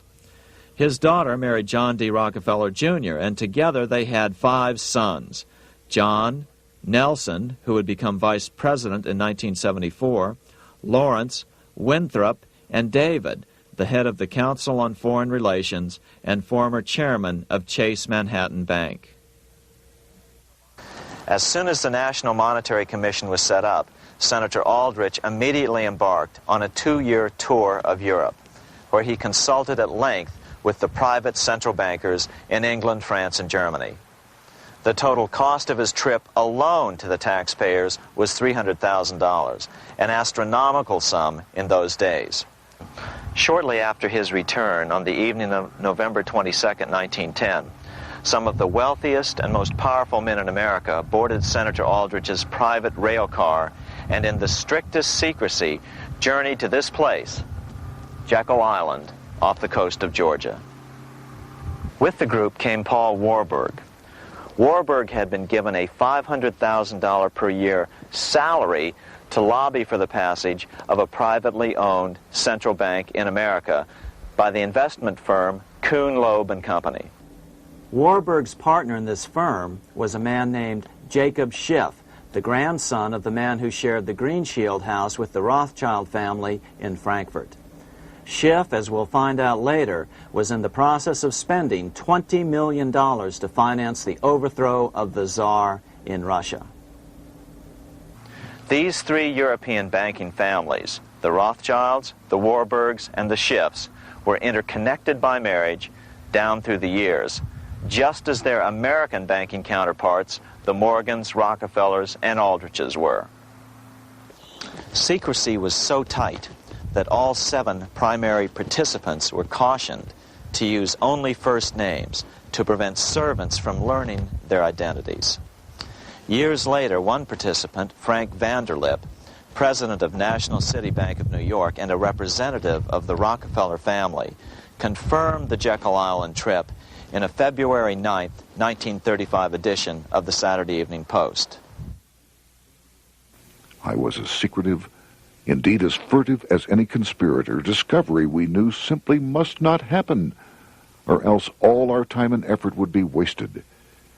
If it were to be exposed that our particular group had got together and written a banking bill, that bill would have no chance whatever of passage by Congress. The participants came here to figure out how to solve their major problem, how to bring back a privately owned central bank. But there were other problems that needed to be addressed as well. First of all, the market share of the big national banks was shrinking fast. In the first 10 years of the century, the number of U.S. banks had more than doubled to over 20,000. By 1913, only 29% of all banks were national banks, and they held only 57% of all deposits. As Senator Aldrich later admitted in a magazine article, before passage of this act, the New York bankers could only dominate the reserves of New York. Now, we are able to dominate the bank reserves of the entire country. Therefore, something had to be done to bring these new banks under their control. As John D. Rockefeller put it, quote, "Competition is sin," close quote. Secondly, the nation's economy was so strong that corporations were starting to finance their expansions out of profits instead of taking out huge loans from large banks. In the first 10 years of the new century, 70% of corporate funding came from profits. In other words, American industry was becoming independent of the money changers, and that trend had to be stopped. All the participants knew that these problems could be hammered out into a workable solution, but perhaps their biggest problem was a public relations problem, the name of the new bank. That discussion took place right here in this room, one of the many conference rooms in this sprawling hotel, today known as the Jekyll Island Club Hotel. Aldrich believed that the word bank should not even appear in the name. Warburg wanted to call the legislation the National Reserve Bill or the Federal Reserve Bill. The idea here was to give the impression that the purpose of the new central bank was to stop bank runs, but also to conceal its monopoly character. However, it was Aldrich, the egotistical politician, who insisted it be called the Aldrich Bill. After 9 days at Jekyll Island, the group dispersed. The new central bank would be very similar to the old Bank of the United States. It would be given a monopoly over U.S. currency and create that money out of nothing. How does the Fed create money out of nothing? It's a four-step process. But first, a word on bonds. Bonds are simply promises to pay, or government IOUs. People buy bonds to get a secure rate of interest. At the end of the term of the bond, the government repays the bond plus interest, and the bond is destroyed. There are about $3.6 trillion worth of these loans or bonds at present. Now here's the Fed money-making process. Step 1. The Federal Open Market Committee approves the purchase of U.S. bonds on the open market. Step 2. The bonds are purchased by the Fed from whoever is offering them for sale on the open market. Step 3, the Fed pays for the bonds with electronic credits to the seller's bank, which in turn credits the seller's bank account. The trick is that these credits are based on nothing. The Fed just creates them. Step 4, the banks use these deposits as reserves. They can loan out over 10 times the amount of their reserves to new borrowers, all at interest. In this way, a Fed purchase of, say, $1 million worth of bonds gets turned into over $10 million in bank accounts. The Fed, in effect, creates 10% of this totally new money, and the banks create the other 90%. To reduce the amount of money in the economy, the process is just reversed. The Fed sells bonds to the public, and the money flows out of the purchaser's local bank. Loans must be reduced by 10 times the amount of the sale. So, a Fed sale of $1 million in bonds results in $10 million less money in the economy. So how does this benefit the bankers whose representatives huddled at Jekyll Island? First, it totally misdirected banking reform efforts from proper solutions. Second, it prevented a proper debt-free system of government finance, like Lincoln's greenbacks, from making a comeback. The bond-based system of government finance forced on Lincoln after he created greenbacks was now cast in stone. Third, it delegated to the bankers the right to create 90% of our money supply based on only fractional reserves, which they then loan out at interest. Fourth, it centralized overall control of our nation's money supply in the hands of a few men. Fifth, it established a central bank with a high degree of independence from effective political control. Soon after its creation, the Fed's great contraction in the early 1930s would cause the Great Depression. This independence has been enhanced since then through additional laws. In order to fool the public into thinking the government retained control, the plan called for the Fed to be run by a board of governors appointed by the President and approved by the Senate. But all the bankers had to do was to be sure their men got appointed to the board of governors. That wasn't hard. Bankers have money, and money buys influence over politicians. Once the participants left Jekyll Island, the public relations blitz was on. The big New York banks put together an educational fund of $5 million to finance professors at respected universities to endorse the new bank. Woodrow Wilson at Princeton was one of the first to jump on the bandwagon. But the bankers' subterfuge didn't work. The Aldrich Bill was quickly identified as the bankers' bill, a bill to benefit only what became known as the money trust. As Congressman Lindbergh put it during the congressional debate, the Aldrich Plan is the Wall Street Plan. It means another panic, if necessary, to intimidate the people. Aldrich, paid by the government to represent the people, proposes a plan for the trusts instead. seeing they didn't have the votes to win in Congress, the Republican leadership never brought the Aldrich bill to a vote. The bankers quietly decided to move to track 2, the Democratic alternative. They began financing Woodrow Wilson as the Democratic nominee. As respected historian James Perloff put it, Wall Street financier Bernard Baruch was put in charge of Wilson's education. Baruch brought Wilson to the Democratic Party headquarters in New York in 1912, leading him like one would a poodle on a string. Wilson received an indoctrination course from the leaders convened there. So now the stage was set. The money changers were poised to install their privately owned central bank once again. The damage President Andrew Jackson had done 76 years earlier had been only partly repaired with the passage of the National Bank Act during the Civil War. Since then, the battle had raged on across the decades. The Jacksonians became the greenbackers, who became the hardcore supporters of William Jennings Bryan. With Bryan leading the charge, these opponents of the money changers, ignorant of Baruch's tutelage, now threw themselves behind Democrat Woodrow Wilson. They and Bryan would soon be betrayed.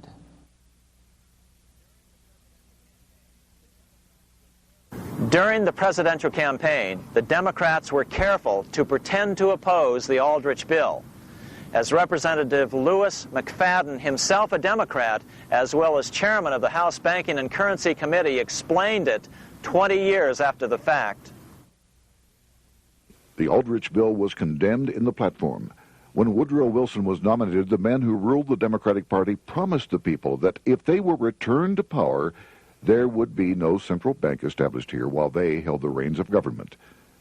13 months later, that promise was broken, and the Wilson administration, under the tutelage of those sinister Wall Street figures who stood behind Colonel House, established here in our free country the worm-eaten, monarchical institution of the King's Bank, to control us from the top downward and to shackle us from the cradle to the grave. Once Wilson was elected, Morgan, Warburg, Baruch, and company advanced a new plan, which Warburg named the Federal Reserve System. The Democratic leadership hailed the new bill, called the Glass-Owen Bill, as something radically different from the Aldrich Bill. But in fact, the bill was virtually identical in every important detail. In fact, so vehement were the Democratic denials of similarity that Paul Warburg, the father of both bills, had to step in to reassure his paid friends in Congress that the two bills were virtually identical. Brushing aside the external differences affecting the shells, we find the kernels of the two systems very closely resembling and related to one another. But that admission was for private consumption only. Publicly, the money trust trotted out Senator Aldrich and Frank Vanderlip, the president of Rockefeller's National City Bank of New York and one of the Jekyll Island Seven, to oppose the new Federal Reserve System. Years later, however, Vanderlip admitted in the Saturday Evening Post that the two measures were virtually identical. Although the Aldrich Federal Reserve Plan was defeated when it bore the name Aldrich, nevertheless, its essential points were all contained in the plan that finally was adopted. As Congress neared a vote, they called Ohio attorney Alfred Crozier to testify. Crozier noted the similarities between the Aldrich bill and the Glass-Owen bill. The bill grants just what Wall Street and the big banks for 25 years have been striving for: private instead of public control of currency. It, the Glass-Owen bill, does this as completely as the Aldrich bill.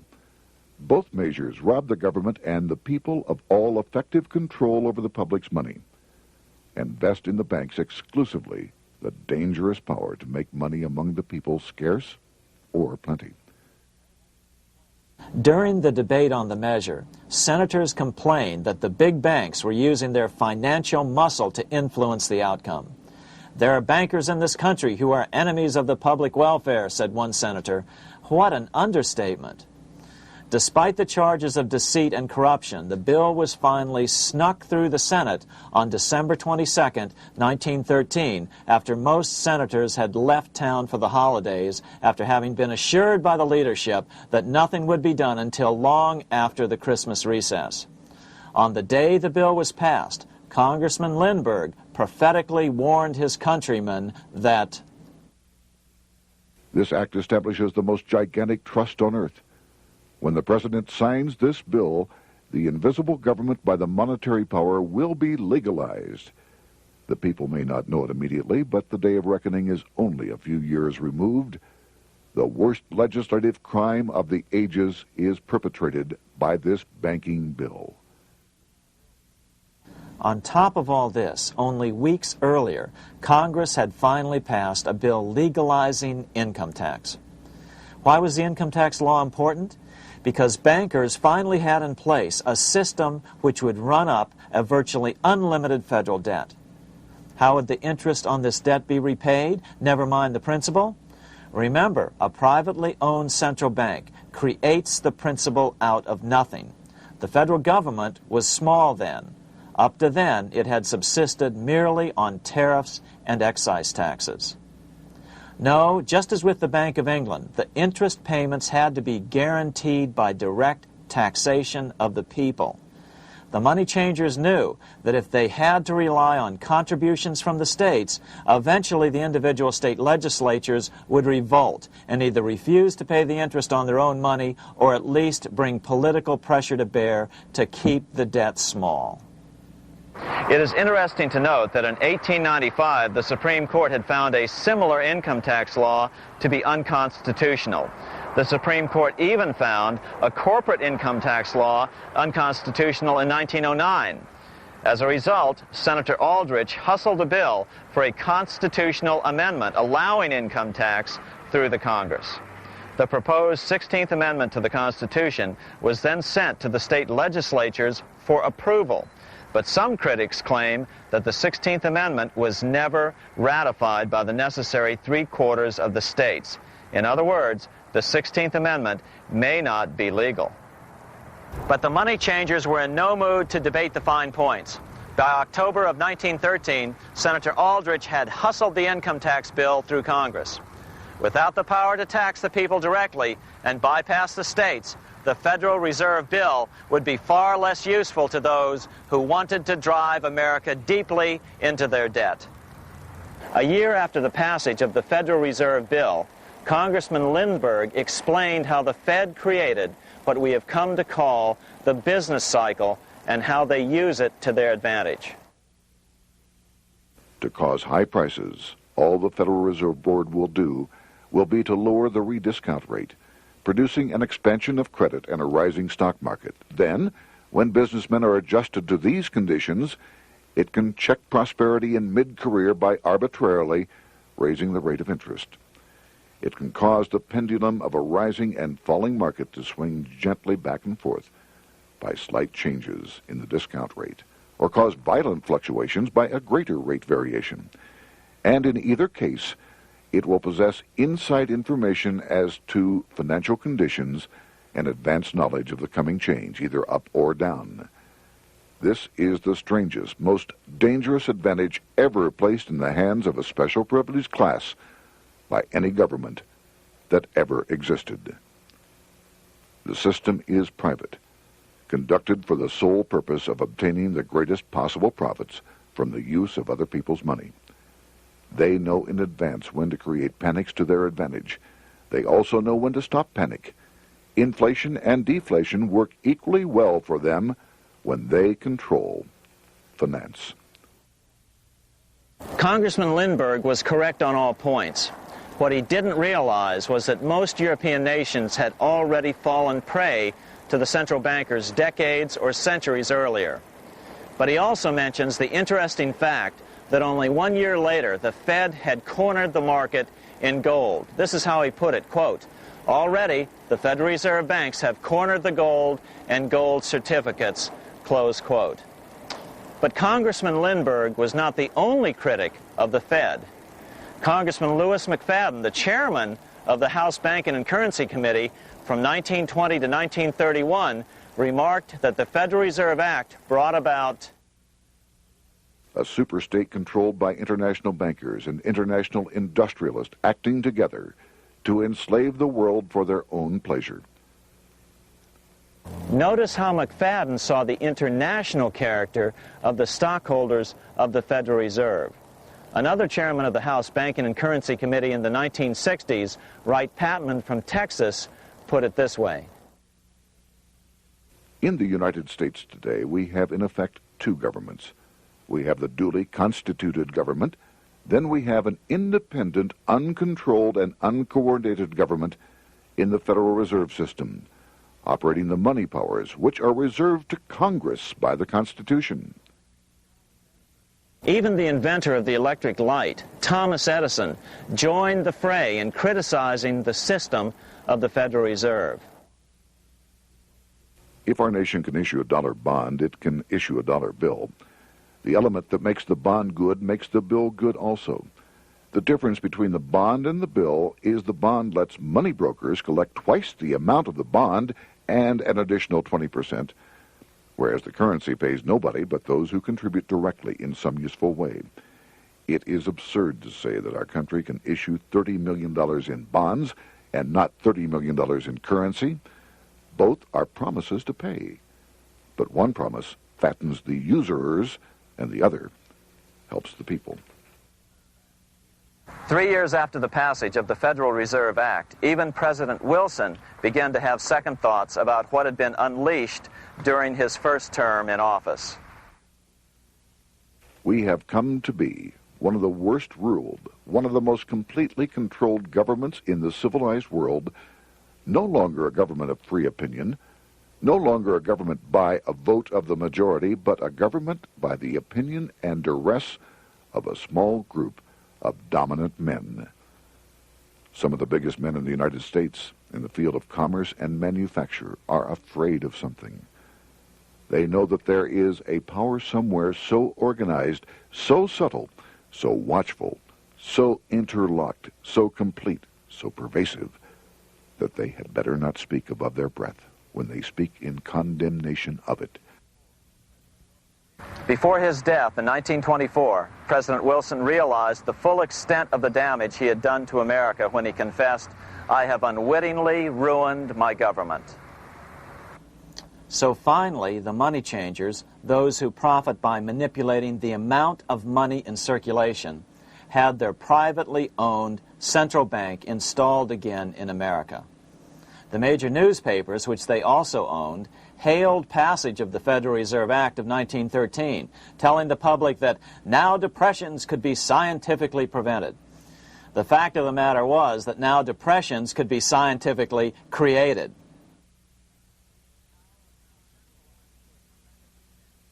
Power was now centralized to a tremendous extent. Now it was time for a war, a really big war. In fact, the First World War.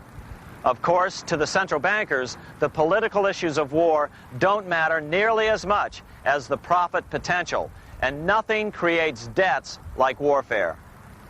England was the best example at that time. During the 119-year period between the founding of the Bank of England and Napoleon's defeat at Waterloo, England had been at war for 56 years, and much of the remaining time she'd been preparing for war. In World War I, the German Rothschilds loaned money to the Germans, the British Rothschilds loaned money to the British, and the French Rothschilds loaned money to the French.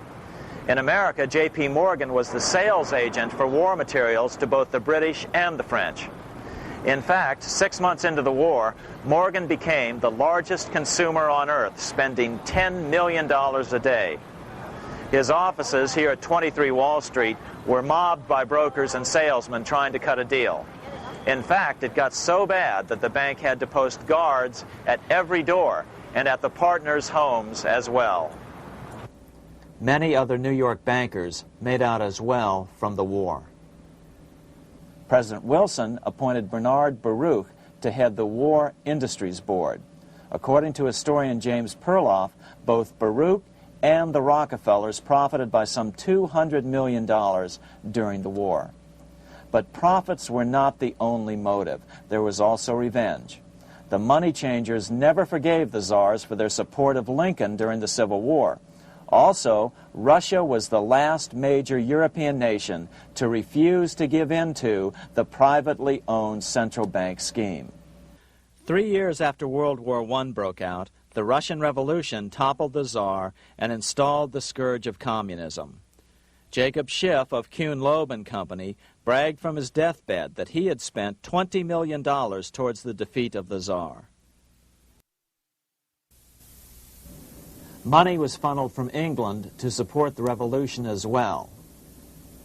Why would some of the richest men in the world financially back communism, the system that was openly vowing to destroy the so-called capitalism that made them wealthy? Researcher Gary Allen explained it this way.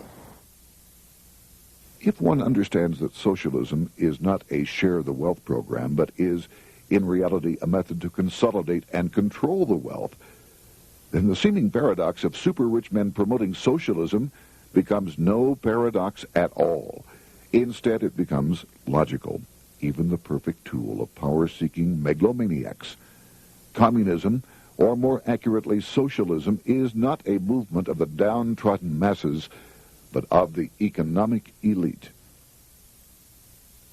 As W. Cleon Skousen put it, In his 1970 book, The Naked Capitalist, Power from any source tends to create an appetite for additional power.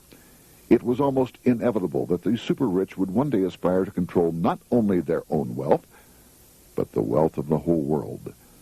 To achieve this, they were perfectly willing to feed the ambitions of the power-hungry political conspirators who were committed to the overthrow of all existing governments and the establishments of a central worldwide dictatorship.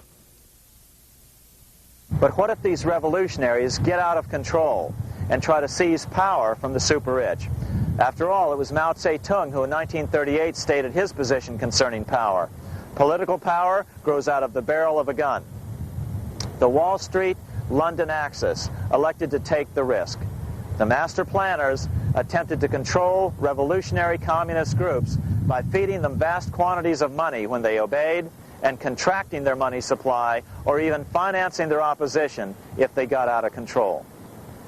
Lenin began to understand that although he was the absolute dictator of the new Soviet Union, he was not pulling the financial strings.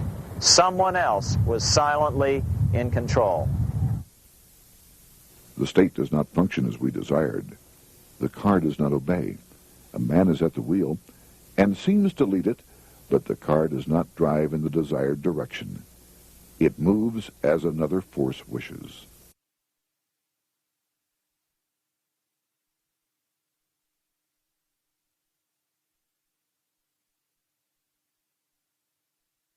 Who is behind it? Representative Louis T. McFadden, the chairman of the House Banking and Currency Committee throughout the 1920s and into the Great Depression years of the 1930s, explained it this way.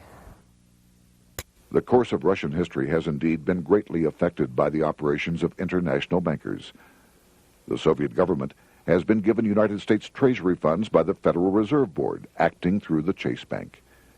England has drawn money from us through the Federal Reserve banks and has relent it at high rates of interest to the Soviet government.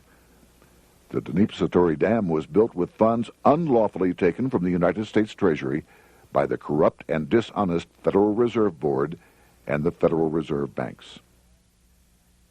In other words, the Fed and the Bank of England, at the behest of the international bankers who controlled them, were creating a monster, one which would fuel 7 decades of unprecedented communist revolution, warfare, and most importantly, debt.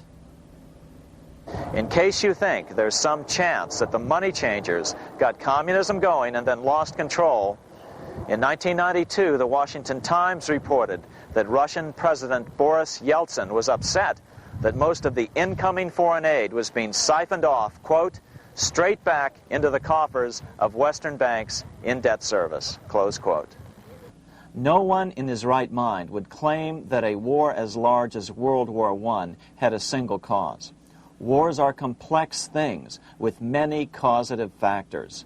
But on the other hand, it would also be equally foolish to ignore as a prime cause of World War I those who would profit the most from the war. The role of the money changers is no wild conspiracy theory. They had a motive, a short-ranged, self-serving motive, as well as a long-range political motive of advancing totalitarian governments, with the money changers maintaining the financial clout to control whatever politician might emerge as the leader. Next, we'll see what the money changers' ultimate political goal is for the world.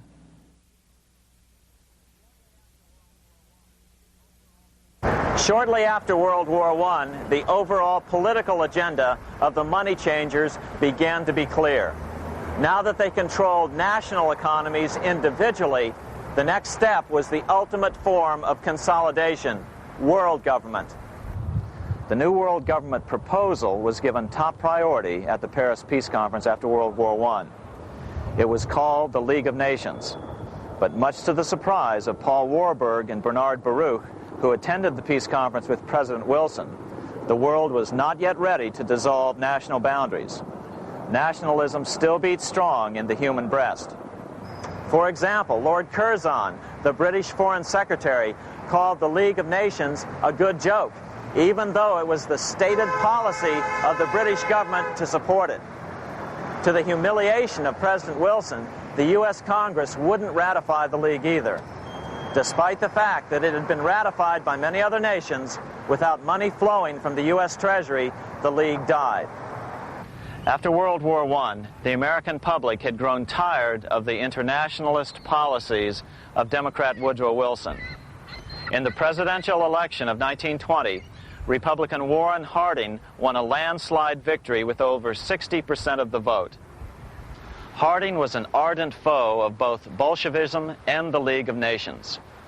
His election, which opened a 12-year run of Republican presidents in the White House, led to an unprecedented era of prosperity known as the Roaring Twenties. Despite the fact that the war had brought America a debt 10 times larger than its Civil War debt, still the American economy surged.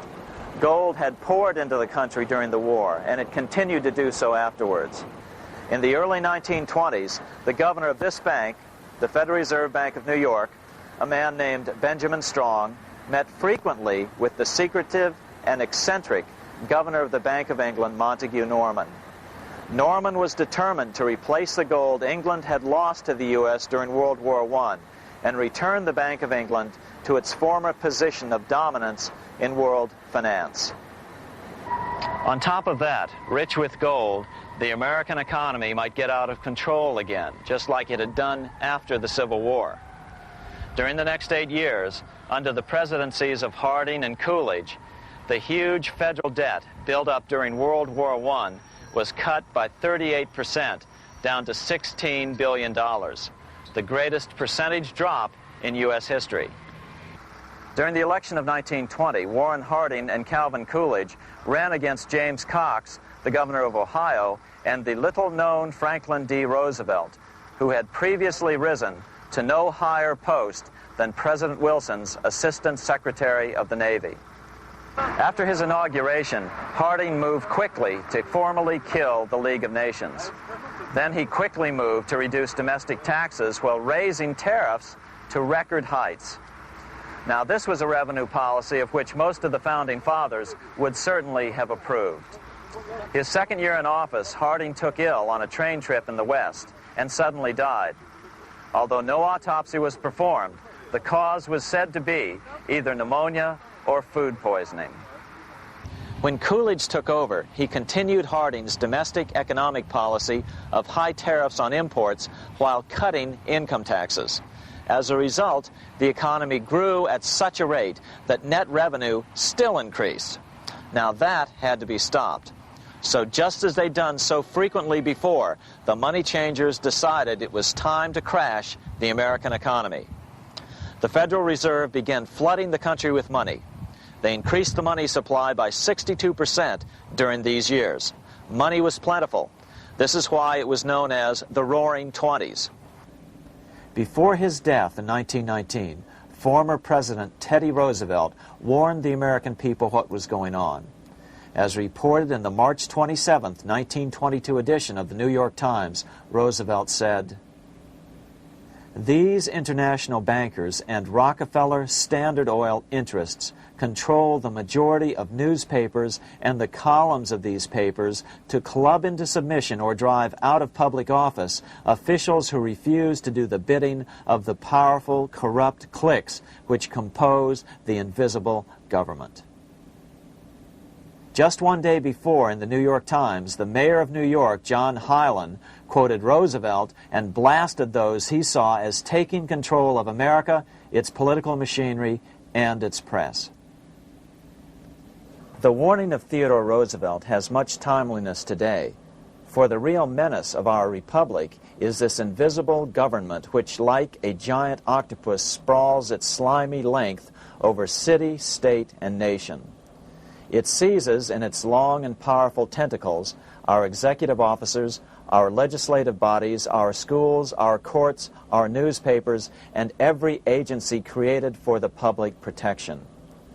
To depart from mere generalizations, let me say that at the head of this octopus are the Rockefeller Standard Oil interest and a small group of powerful banking houses generally referred to as the international bankers.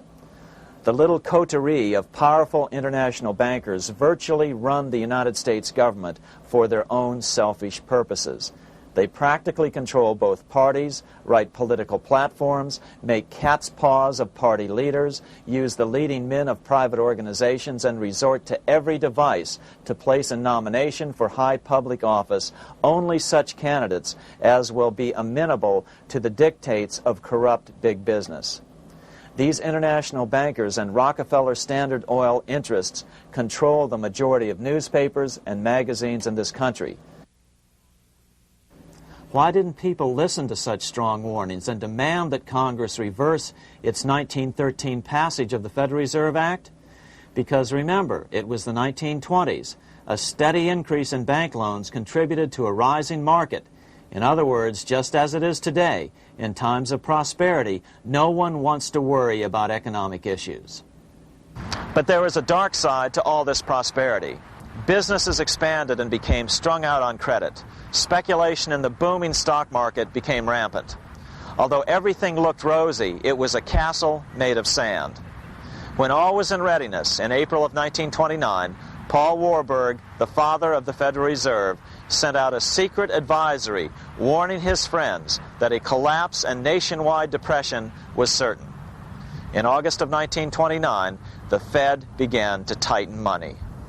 It is not a coincidence that the biographies of all the Wall Street giants of that era, John D. Rockefeller, J.P. Morgan, Bernard Baruch, etc., all marvel that they got out of the stock market just before the crash and put all their assets in cash or gold. On October 24th, 1929, the big New York bankers called in their 24-hour broker call loans. This meant that both stockbrokers and customers had to dump their stocks on the market to cover their loans, no matter what price they had to sell them for. As a result, the market tumbled, and that day was known as Black Thursday. According to John Kenneth Galbraith, writing in The Great Crash, 1929, at the height of the selling frenzy, Bernard Baruch brought Winston Churchill into the visitors' gallery of the New York Stock Exchange here to witness the panic and impress him with his power over the wild events down on the floor. Congressman Louis McFadden, chairman of the House Committee on Banking and Currency from 1920 to 1931, knew who to blame. He accused the Fed and the international bankers of orchestrating the crash. It was not accidental. It was a carefully contrived occurrence. The international bankers sought to bring about a condition of despair here so that they might emerge as rulers of us all. But McFadden went even farther. He openly accused them of causing the crash in order to steal America's gold. In February 1931, in the midst of the Depression, he put it this way. I think it can hardly be disputed that the statesmen and financiers of Europe are ready to take almost any means to reacquire rapidly the gold stock which Europe lost to America as the result of World War I. Curtis Dahl, a broker for Lehman Brothers, was on the floor of the New York Stock Exchange the day of the crash. In his 1970 book, FDR, My Exploited Father-in-Law, he explained that the crash was triggered by the planned sudden shortage of call money in the New York money market. Actually, it was the calculated shearing of the public by the world money powers triggered by the planned sudden shortage of call money in the New York money market. Within a few weeks, $3 billion of wealth simply seemed to vanish. Within a year, $40 billion had been lost. But did it really disappear? Or was it simply consolidated in fewer hands? And what did the Federal Reserve do? Instead of moving to help the economy out by quickly lowering interest rates to stimulate the economy, the Fed continued to brutally contract the money supply further, deepening the Depression. Between 1929 and 1933, the Fed reduced the money supply by an additional 33%. Although most Americans have never heard that the Fed was the cause of the Depression, this is well known among top economists. Milton Friedman, the Nobel Prize-winning economist, now of Stanford University, said the same thing in a National Public Radio interview in January of 1996. The Federal Reserve definitely caused the Great Depression by contracting the amount of currency in circulation by 1/3 from 1929 to 1933.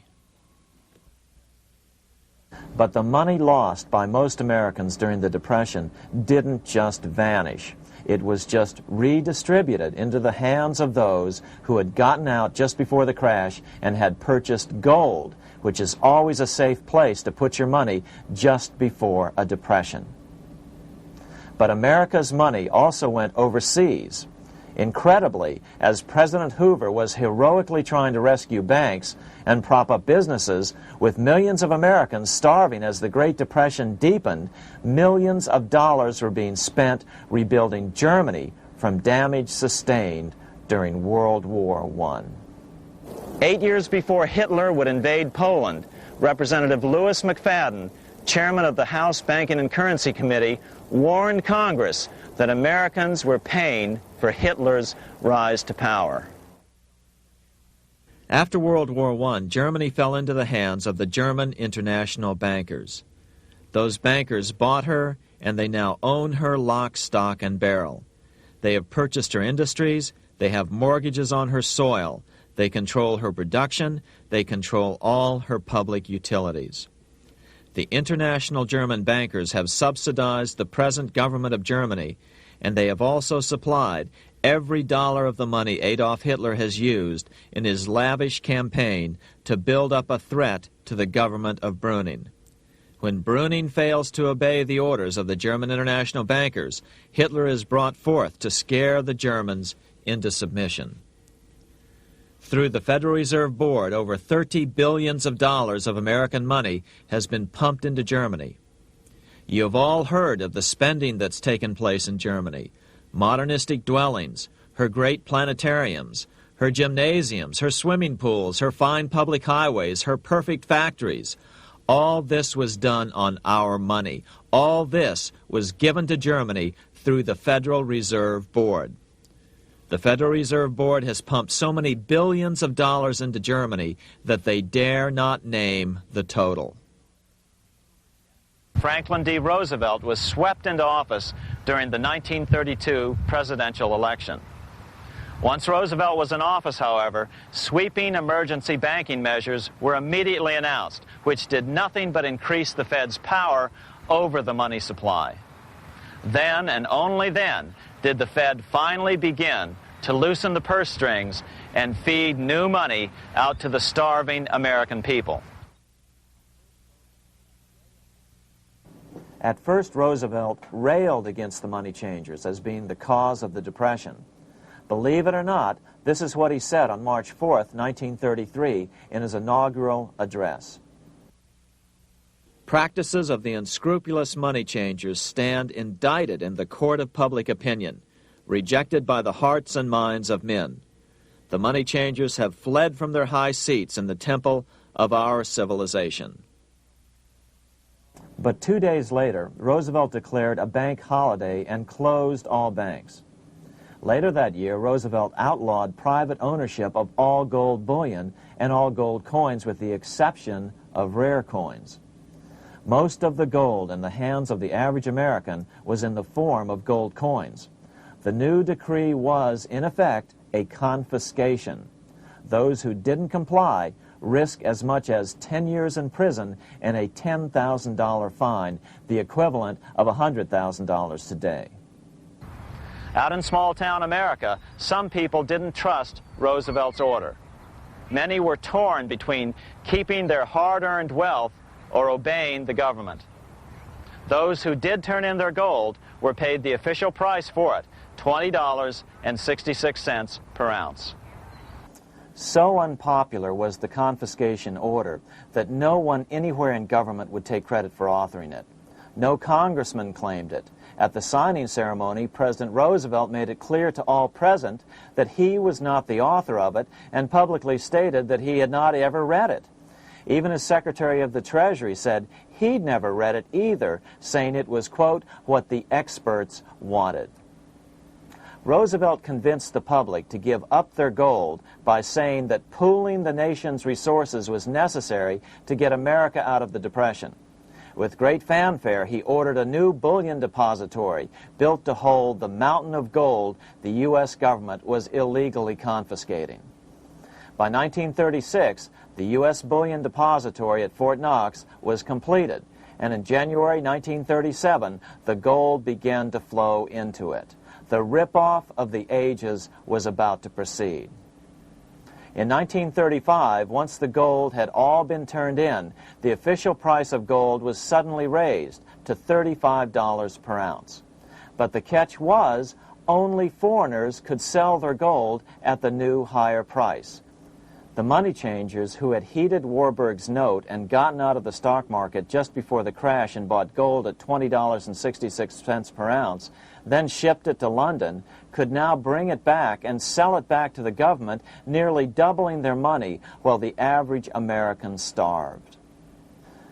The Fort Knox Bullion Depository sits here in the middle of the Fort Knox Military Reservation, 30 miles southwest of Louisville, Kentucky. This was as close as we were permitted to get to the depository despite years of letters from members of Congress to allow our film crew inside. The 4-acre grounds immediately surrounding the building are guarded by an electrified steel fence, an open moat, and 4 machine-gun-armed guard pillboxes at the structure's corners. When the gold began arriving on January 13, 1937, there was unprecedented security. Thousands of official guests watched the arrival of a 9-car train from Philadelphia, guarded by armed soldiers, postal inspectors, Secret Servicemen, and guards from the U.S. Mint. It was all great theater. America's gold supply from across the land had been pooled, supposedly for the public benefit, and then safely tucked into Fort Knox. But all that security would soon be breached by the government itself. Now the stage was set for a really big war, one which would pile up debt far beyond that of World War I. For example, in 1944 alone, the U.S. national income was only $183 billion, yet $103 billion was spent on the war. This was 30 times the spending rate during World War I. In fact, the American taxpayer picked up 55% of the total Allied cost of the war. But equally important, virtually every nation involved in World War II greatly multiplied their debt. In the U.S., for example, federal debt went from $43 billion in 1940 up to $257 billion in 1950, an increase of 598%. Between 1940 and 1950, Japanese debt swelled 1,348%. French debt grew 583%, and Canadian debt soared 417%. After the war, the world was now divided into 2 economic camps: communist command economies on the one hand versus monopoly capitalists on the other, set to fight it out in one perpetual and highly profitable arms race. It was finally time for the central bankers to embark in earnest on their 3-step plan to centralize the economic systems of the entire world and finally bring about their global government or New World Order. The phases of this plan were: Step 1, central bank domination of national economies worldwide. Step 2, centralize regional economies through organizations such as the European Monetary Union and regional trade unions such as NAFTA. Step 3, centralize the world economy through a world central bank, a world money, and ending national independence through abolition of all tariffs by treaties like GATT. Step 1 was completed long ago. Steps 2 and 3 are far advanced, nearing completion. What about gold? Among central banks, the largest holder of gold is now the IMF. It and central banks now control 2/3 of the world's gold supply, giving them the ability to manipulate the gold market. Remember the money changer's golden rule: he who has the gold makes the rules. But before we get into solutions to our problem, let's take a look at what happened to all that gold in Fort Knox. Because if we don't understand that the gold has been stolen, we'll allow ourselves to be stampeded into the wrong solution: a gold-backed currency. Most Americans still believe that the gold is still here at Fort Knox. At the end of World War II, Fort Knox contained over 700 million ounces of gold, an incredible 70% of all the gold in the world. How much remains? No one knows. Despite the fact that federal law requires an annual physical audit of Fort Knox gold, the Treasury has consistently refused to conduct one. The truth is that a reliable audit of whatever remains here has not been conducted since President Eisenhower ordered one in 1953. Where did America's gold in Fort Knox go? Over the years, it was sold off to European money changers at the $35 per ounce price. Remember, this was during a time when it was illegal for Americans to buy any of their own gold from Fort Knox. In fact, there was a very infamous case where the Firestone family set up a string of dummy corporations to purchase Fort Knox gold and keep it in Switzerland, never hitting U.S. shores. They were eventually caught, however, and successfully prosecuted. Finally, by 1971, all the pure gold had been secretly removed from Fort Knox, drained back to London. Once the gold was gone from Fort Knox, President Nixon closed the gold window by repealing Roosevelt's Gold Reserve Act of 1934, finally making it legal once again for Americans to buy gold. Naturally, gold prices immediately began to soar. 9 years later, gold sold for $880 per ounce, 25 times what the gold in Fort Knox was sold for. One would think that eventually someone in the government would get wind of what was happening and blow the whistle. The largest fortune in the history of the world stolen. Shades of the old James Bond film, Goldfinger. Well, as a matter of fact, Ian Fleming, the author of the James Bond series, was head of the British counterintelligence service, MI5. Some believe in the intelligence community that he wrote much of his fiction as a warning, as many authors of fiction do. If the removal of all the good delivery gold from Fort Knox can be viewed as a deliberate raid on the U.S. Treasury, then such an operation might well have been years in the making, namely 40 years. Certainly enough time for Fleming to get wind of it and try to prevent it. So just how did the story of the Fort Knox gold robbery get out? It all started with an article in a New York periodical in 1974. The article charged that the Rockefeller family was manipulating the Federal Reserve to sell off Fort Knox gold at bargain basement prices to anonymous European speculators. 3 days later, the anonymous source of the story, Louise Auchincloss Boyer, mysteriously fell to her death from the window of her 10th floor apartment in New York. How would Mrs. Boyer have known of the Rockefeller connection to the Fort Knox gold heist? She was the longtime secretary of Nelson Rockefeller. For the next 14 years, this man, Ed Durrell, a wealthy Ohio industrialist, devoted himself to a quest for the truth concerning the Fort Knox gold. He wrote thousands of letters to over 1,000 government and banking officials, trying to find out how much gold was really left and where the rest of it had gone. Edith Roosevelt, the granddaughter of President Teddy Roosevelt, questioned the actions of the government in a March 1975 edition of the New Hampshire Sunday News. Allegations of missing gold from our Fort Knox vaults are being widely discussed in European financial circles. But what is puzzling is that the administration is not hastening to demonstrate conclusively that there is no cause for concern over our gold treasure, if indeed it is in a position to do so. Unfortunately, Ed Durrell never did accomplish his primary goal, a full audit of the gold reserves in Fort Knox. It's incredible that the world's greatest treasure has had little accounting or auditing. This gold belonged to the American people, not the Federal Reserve and their foreign owners. One thing is certain, the government could blow all of this speculation away in a few days with a well-publicized audit under the searing lights of media cameras. it has chosen not to do so. One must conclude that they are afraid of the truth such an audit would reveal. What is the government so afraid of? Here's the answer. When President Ronald Reagan took office in 1981, his conservative friends urged him to study the feasibility of returning to a gold standard as the only way to curb government spending. It sounded like a reasonable alternative, so President Reagan appointed a group of men called the Gold Commission to study the situation and report back to Congress. What Reagan's Gold Commission reported back to Congress in 1982 was the following shocking revelation concerning gold. The U.S. Treasury owned no gold at all. All the gold that was left in Fort Knox was now owned by the Federal Reserve, a group of private bankers, as collateral against the national debt.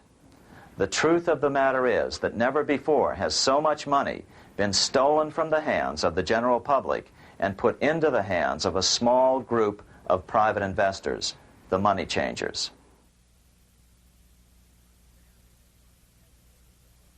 I'm standing in front of the headquarters of the International Monetary Fund located in Washington, D.C. Across the street, right over there, is the headquarters of the World Bank.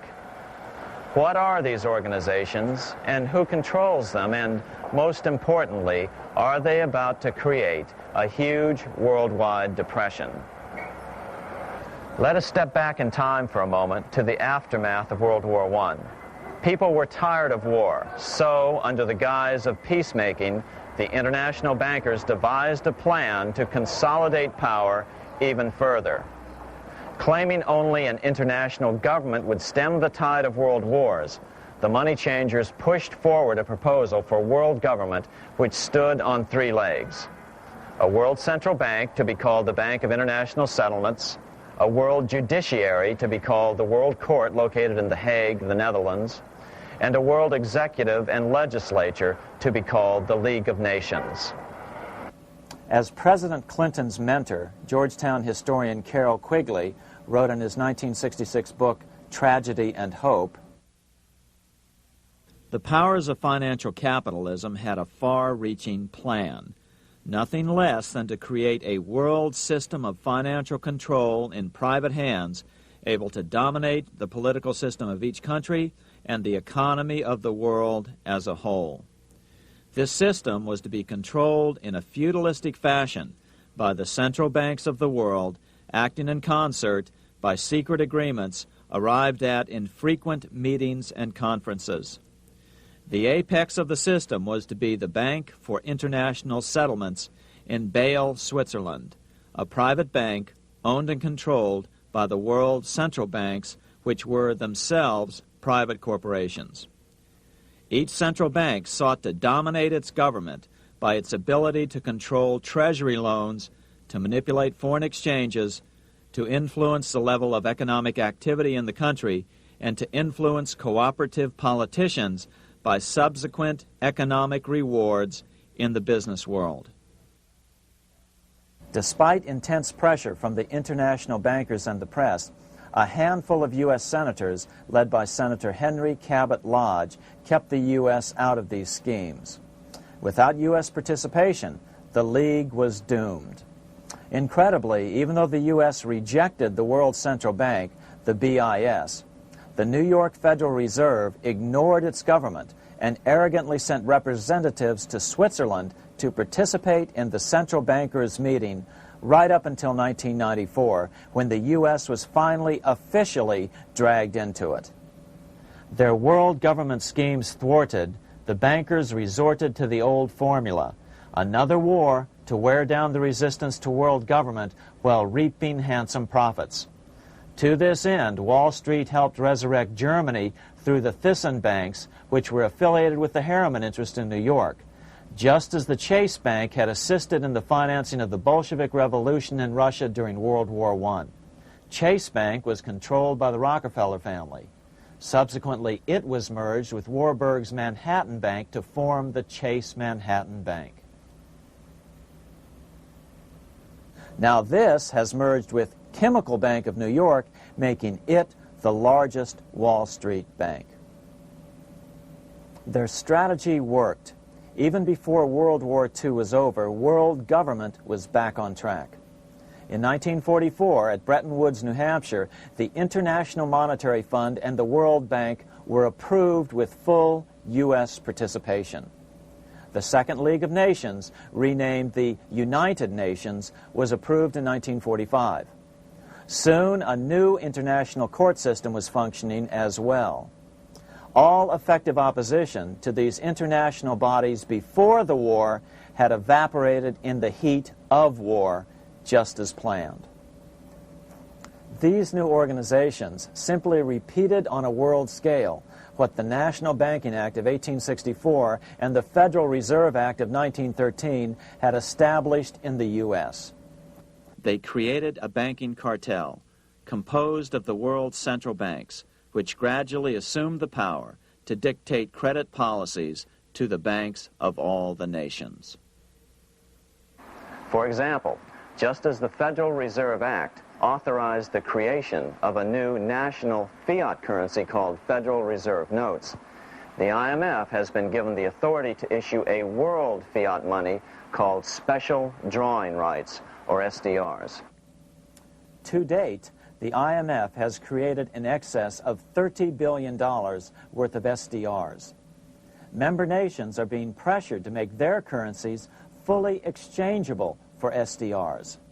In 1968, Congress approved laws authorizing the Fed to accept SDRs as reserves in the U.S. and to issue Federal Reserve notes in exchange for SDRs.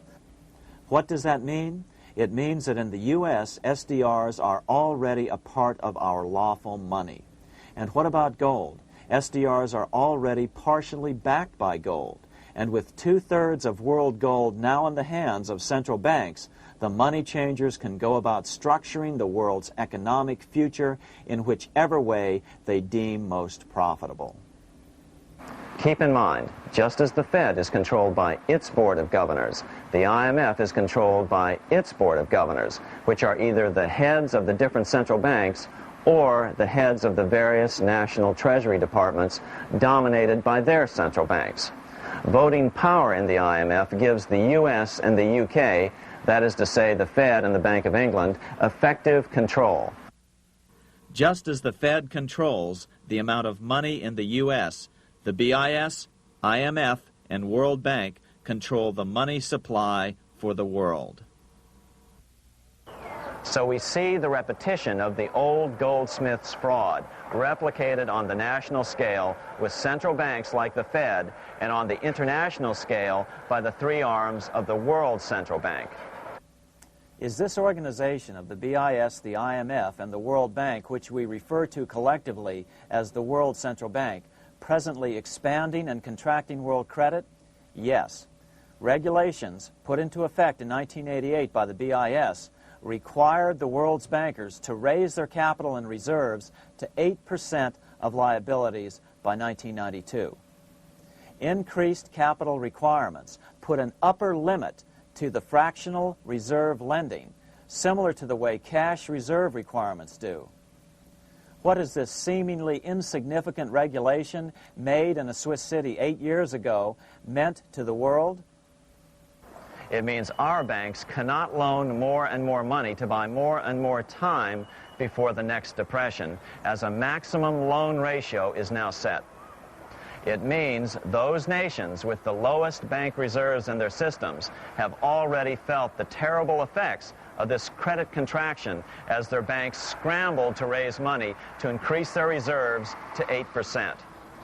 To raise the money, they had to sell stocks, which depressed their stock markets and began the depression first in their countries.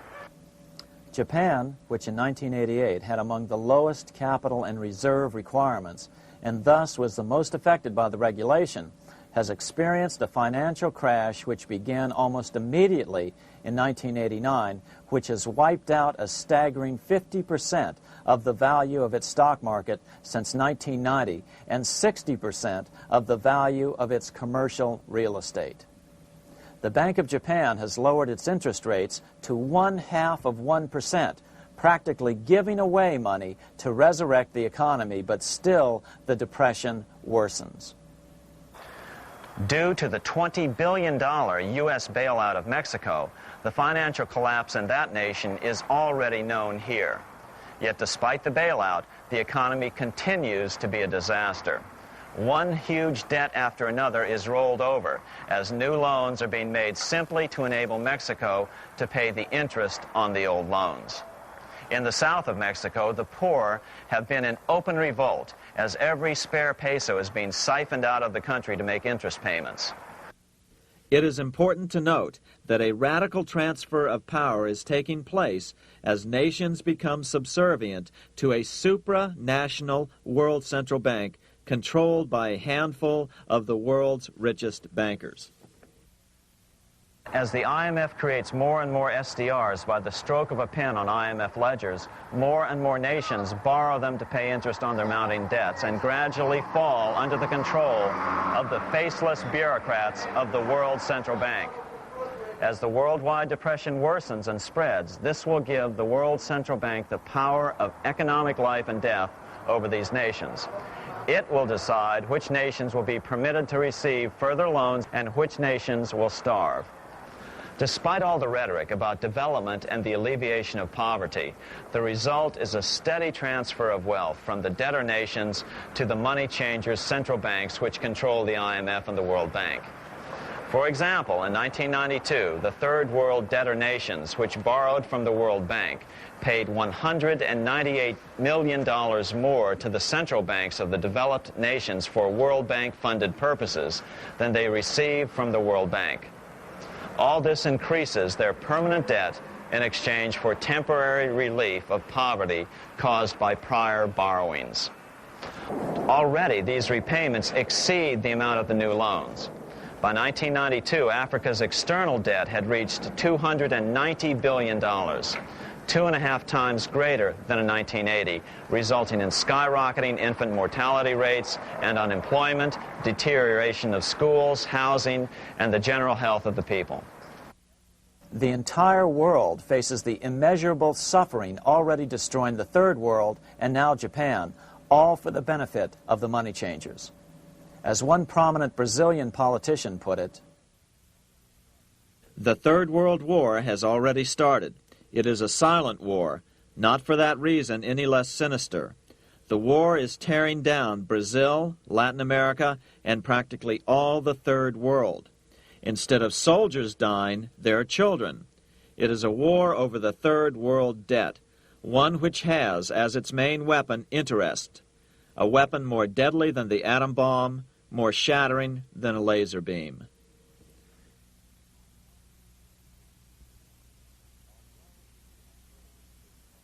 Although it would be absurd to ignore the pivotal role played by influential families such as the Rothschilds, the Warburgs, the Schiffs, the Morgans, and the Rockefellers in any review of the history of central banking and fractional banking, keep in mind, by now, central banks and the large commercial banks are up to 3 centuries old and deeply entrenched in the economic life of many nations.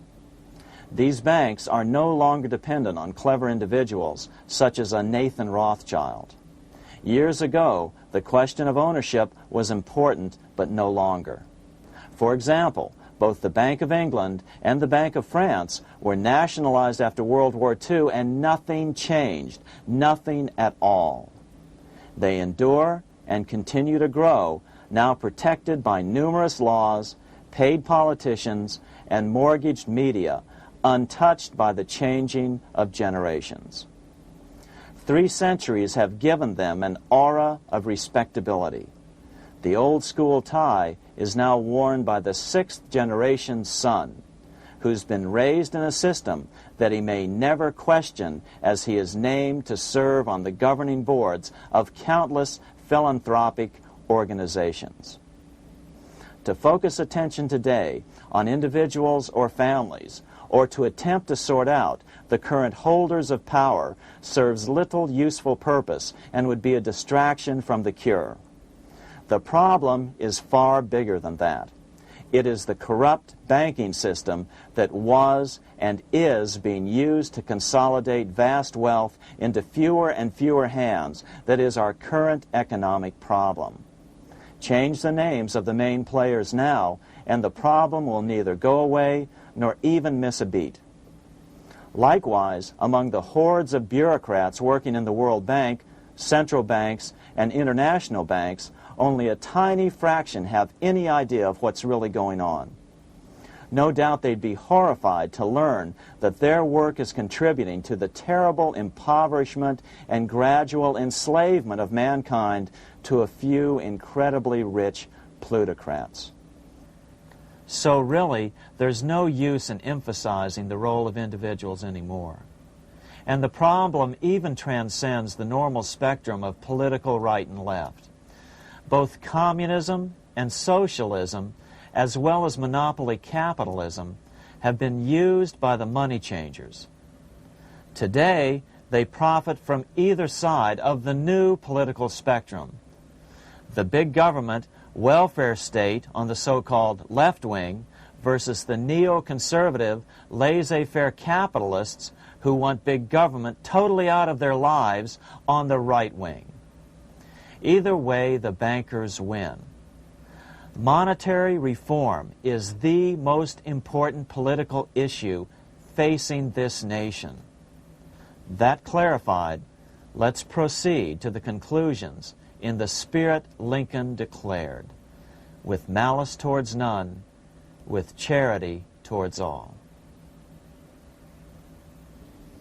At the start of this video, we ask a number of troubling questions. Let's be sure we've answered them. What's going on in America today? Why are we over our heads in debt? Why can't the politicians bring debt under control? Why are we over our heads in debt? Because we're laboring under a debt money system that is designed and controlled by private bankers.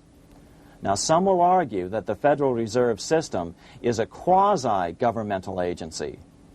But the President appoints only 2 of the 7 members of the Federal Reserve Board of Governors every 4 years. And he appoints them to 14-year terms, far longer than his own. The Senate does confirm those appointments, but the whole truth is that the President wouldn't dare appoint anyone to that board of whom Wall Street does not approve. Of course, this does not preclude the possibility that some honorable men may be appointed to the Board of Governors. But the fact is that the Fed is specifically designed to operate independently of our government, as are nearly all other central banks. Some argue that the Fed promotes monetary stability. We saw the current head of the Bank of England, Eddie George, claim that this was the most important role of a central bank. In fact, the Fed's record of stabilizing the economy shows it to be a miserable failure in this regard. Within the first 25 years of its existence, the Fed caused 3 major economic downturns, including the Great Depression, and for the last 30 years has shepherded the American economy into a period of unprecedented inflation. Again, this is not some wild conspiracy theory. It's a well-known fact among top economists. As Nobel Prize-winning economist Milton Friedman put it, the stock of money, prices, and output was decidedly more unstable after the establishment of the Federal Reserve System than before. The most dramatic period of instability in output was, of course, the period between the 2 wars, which includes the severe monetary contractions of 1920-21, 1929-33, and 1937-38. No other 20-year period in American history contains as many as 3 such severe contractions.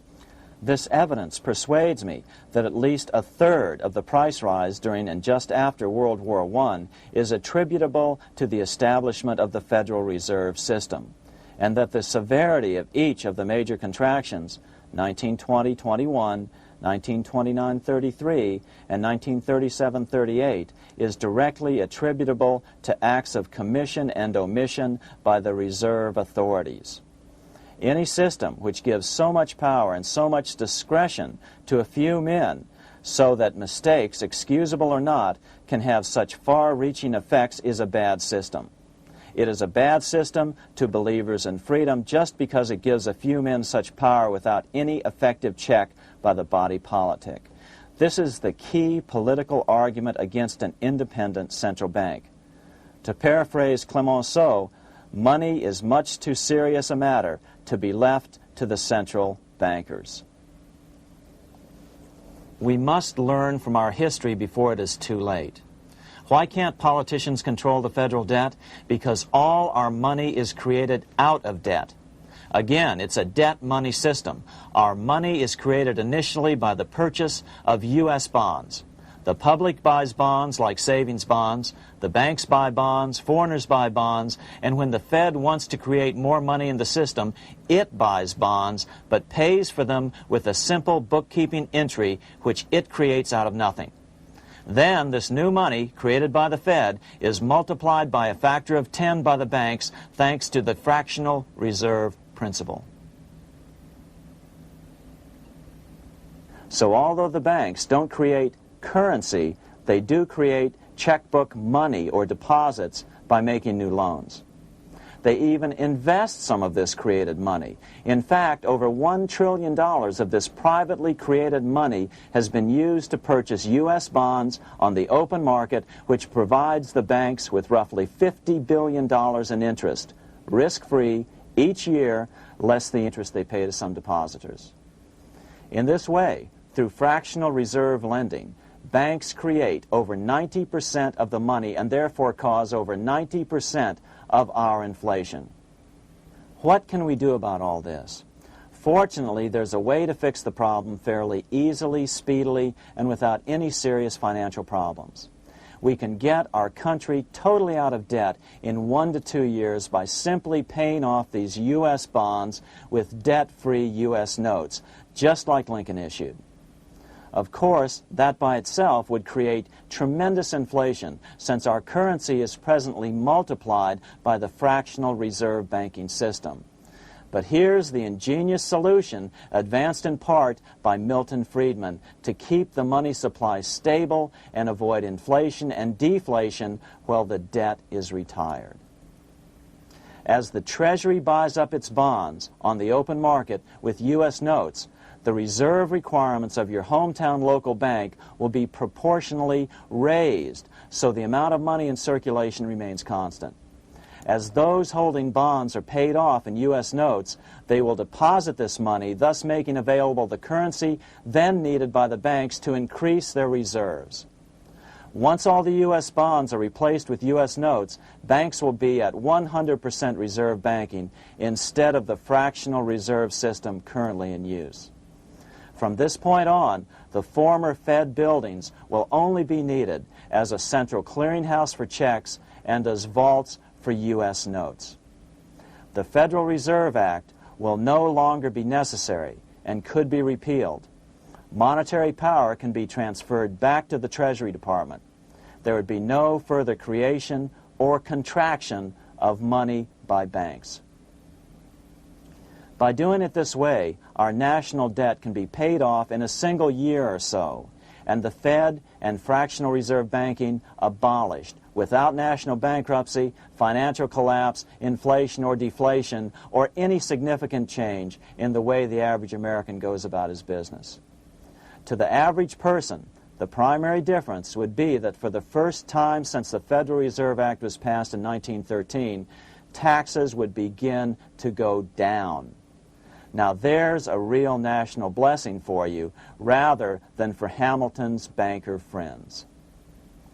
Now let's take a look at these proposals in more detail.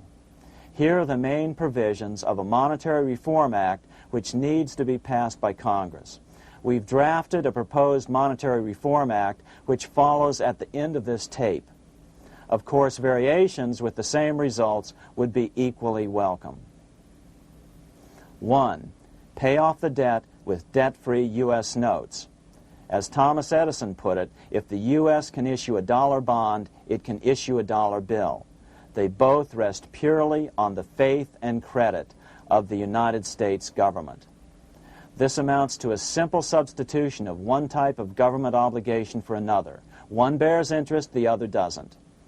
Federal Reserve notes could be used for this as well, but could not be printed after the Fed's abolished as we propose, so we suggest using U.S. notes instead.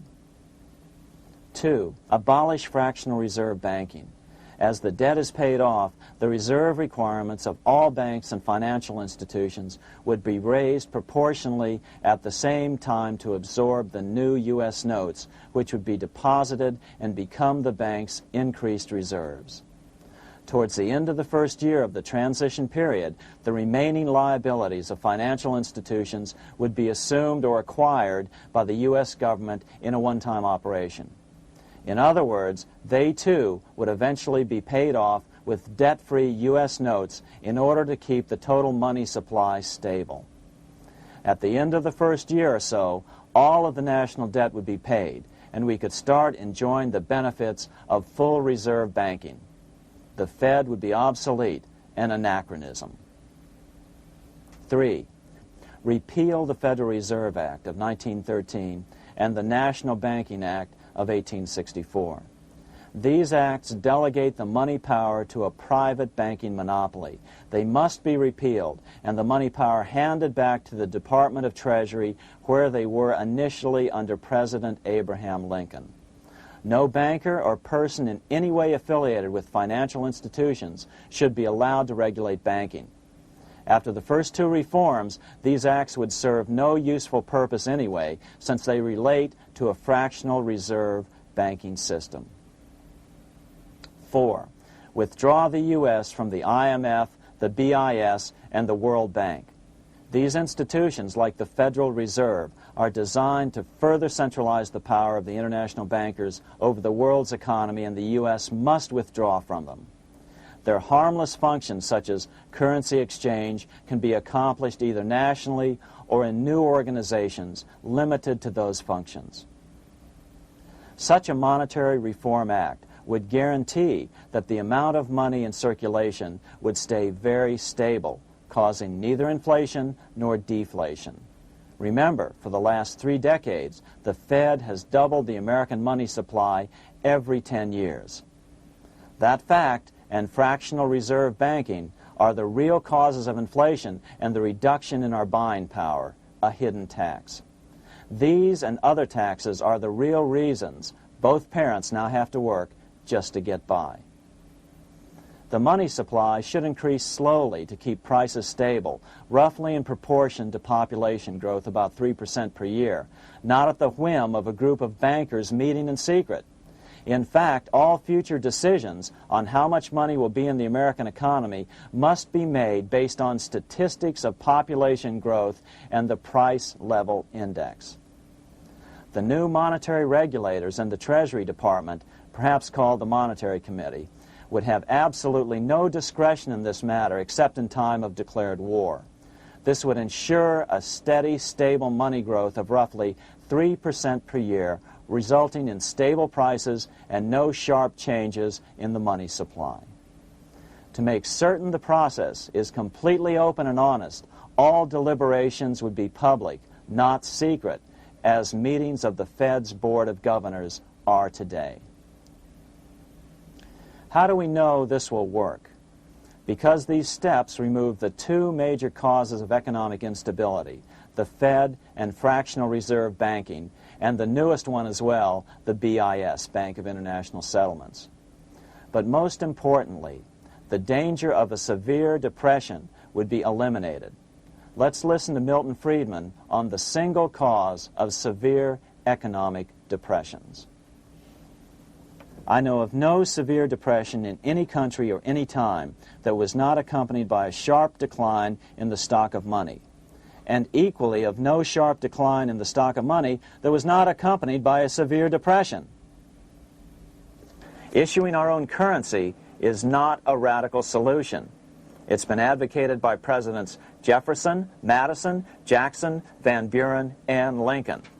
But it's been used at different times throughout Europe as well. Perhaps the best example is one of the small islands off the coast of France in the English Channel. Called Guernsey, It's been using debt-free money issues to pay for large building projects for nearly 200 years. Here we are on Guernsey, and this is the Guernsey flower and vegetable market. Guernsey is one of the most successful examples of just how well a debt-free money system can work. In 1815, a committee was appointed to investigate how best to finance this new market. The impoverished island could not afford more new taxes, so the state's fathers decided to try a revolutionary idea: issue their own paper money. They were just colorful paper notes, backed by nothing, but the people of this tiny island agreed to accept them and trade with them. To be sure they circulated widely, they were declared to be good for the payment of taxes. Of course, this idea was nothing new. It was exactly what America had done before the American Revolution, and there are many other examples throughout the world. But it was new to Guernsey, and it worked miracles. This market is still in use, and remember, it was built for no debt to the people of this island state. But what if we follow Guernsey's example? How would the bankers react to these reforms? Certainly the international bankers' cartel will oppose reforms that do away with their control of the world's economies as they have in the past. But it is equally certain that Congress has the constitutional authority and responsibility to authorize the issuance of debt-free money, U.S. notes, and to reform the very banking laws it ill-advisedly enacted. Undoubtedly, the bankers will claim that issuing debt-free money will cause severe inflation or make other dire predictions. But remember, it is fractional reserve banking which is the real cause of over 90% of all inflation, not whether debt-free U.S. notes are used to pay for government deficits.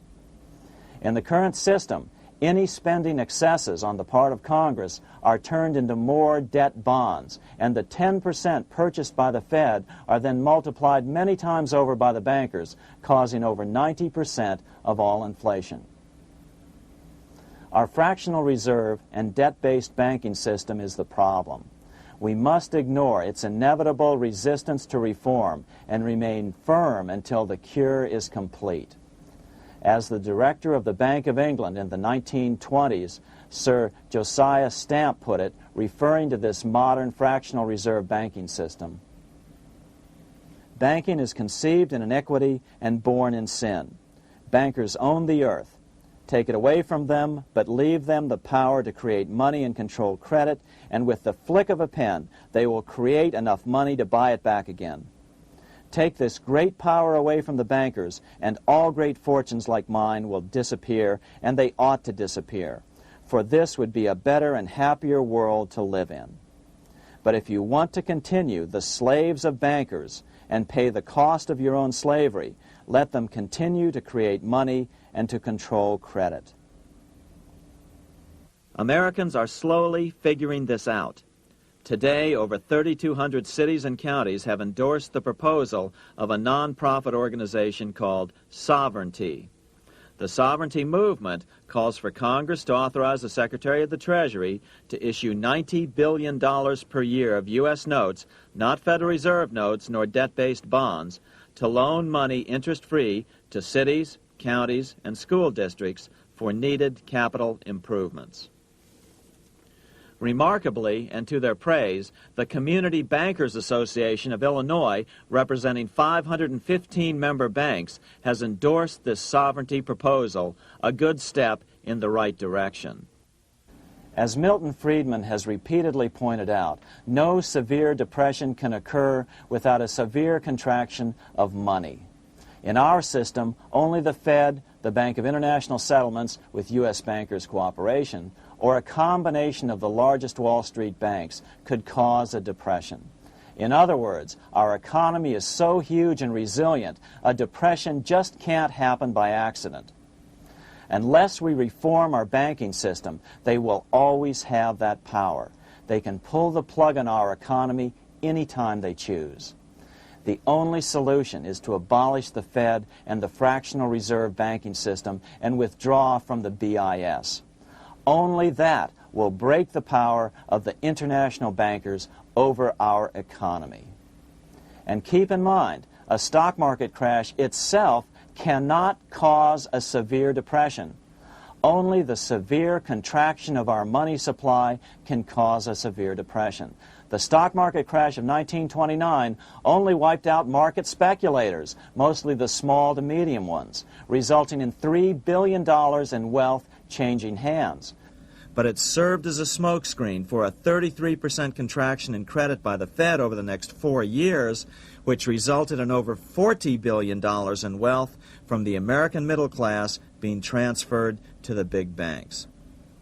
Then, despite impotent howls of protest from a divided Congress, the independent Fed kept the money supply contracted for a full decade. Only World War II ended the terrible suffering the Fed inflicted on the American people. In a depression, the remaining wealth of the debt-burdened American middle class will be wiped out by unemployment, declining wages, and the resulting foreclosures. If we start to act to reform our monetary system, the money changers may do what they did in 1929 and then the 1930s, crash the stock market and use that as a smokescreen while contracting the money supply. But if we're determined to fight to regain control over our money, we can come out of it fairly quickly, perhaps in only a very few months, as U.S. notes begin to circulate and replace the money withdrawn by the bankers. The longer we wait, the greater the danger we'll permanently lose control of our nation. But some still wonder why the international bankers would want to cause a depression. Wouldn't that be killing the goose that is currently laying all those golden interest eggs? Remember what Larry Bates said at the first of this videotape. You see, in periods of economic upheaval, in economic crisis, wealth is not destroyed. It is merely transferred. Do we have any hints as to what the money changers have in store for us? Here's what David Rockefeller, the chairman of Chase Manhattan Bank, the largest Wall Street bank, had to say. We are on the verge of a global transformation. All we need is the right major crisis and the nation will accept the New World Order. So, crisis is needed to fulfill their plans quickly. The only question is when the crisis will occur. Fortunately, we probably have a little time. It's unlikely that this crisis will occur before the 1996 elections, but after that, the danger begins rising. But whether or not they decide to cause a crash or a depression through relentless increases in taxes and the loss of hundreds of thousands of jobs being sent overseas thanks to trade agreements such as GATT and NAFTA, the American middle class is an endangered species. Cheaper labor, including slave labor in Red China, which Harry Wu has heroically documented, is being used to compete with American labor. In other words, money is being consolidated in fewer and fewer hands as never before in the history of this nation or the world. Without reform, the American middle class will soon be extinct, leaving only the very rich few and the very many poor, as has already occurred in most of the world. We've been warned of all this by congressmen, presidents, industrialists, and economists down through the years. Religious leaders, too, have seen the danger. About 1898, during the time of William Jennings Bryan, Pope Leo XIII put it this way. On the one side, there is the party which holds the power because it holds the wealth, which has in its grasp all labor and all trade, which manipulates for its own benefit and its own purposes all the sources of supply, and which is powerfully represented in the councils of state itself. On the other side, there is the needy and powerless multitude, sore and suffering. Rapacious usury, which, although more than once condemned by the Church, is nevertheless under a different form, but with the same guilt, still practiced by avaricious and grasping men, so that a small number of very rich men have been able to lay upon the masses of the poor a yoke little better than slavery itself. More recently, during America's Great Depression, Pope Pius XI spoke of the same problem. In our days, not alone is wealth accumulated, but immense power and despotic economic domination is concentrated in the hands of a few. This power becomes particularly irresistible when exercised by those who, because they hold and control money, are able also to govern credit and determine its allotment. For this reason, supplying, so to speak, the lifeblood to the entire economic body and grasping, as it were, in their hands the very soul of the economy, so that no one dare breathe against their will. Educate your friends. Our country needs a solid group who really understand how our money is manipulated and what the solutions really are. Because if a depression comes, there will be those who call themselves conservatives who will come forward advancing solutions framed by the international bankers. Beware of calls to return to a gold standard. Why? Simple, because never before has so much gold been so concentrated outside of American hands. And never before has so much gold been in the hands of international governmental bodies such as the World Bank and International Monetary Fund. A gold-backed currency usually brings despair to a nation, and to return to it would certainly be a false solution in our case. Remember, we had a gold-backed currency in 1929 and during the first 4 years of the Great Depression. Likewise, beware of any plans advanced for a regional or world currency. This is the international bankers' Trojan horse.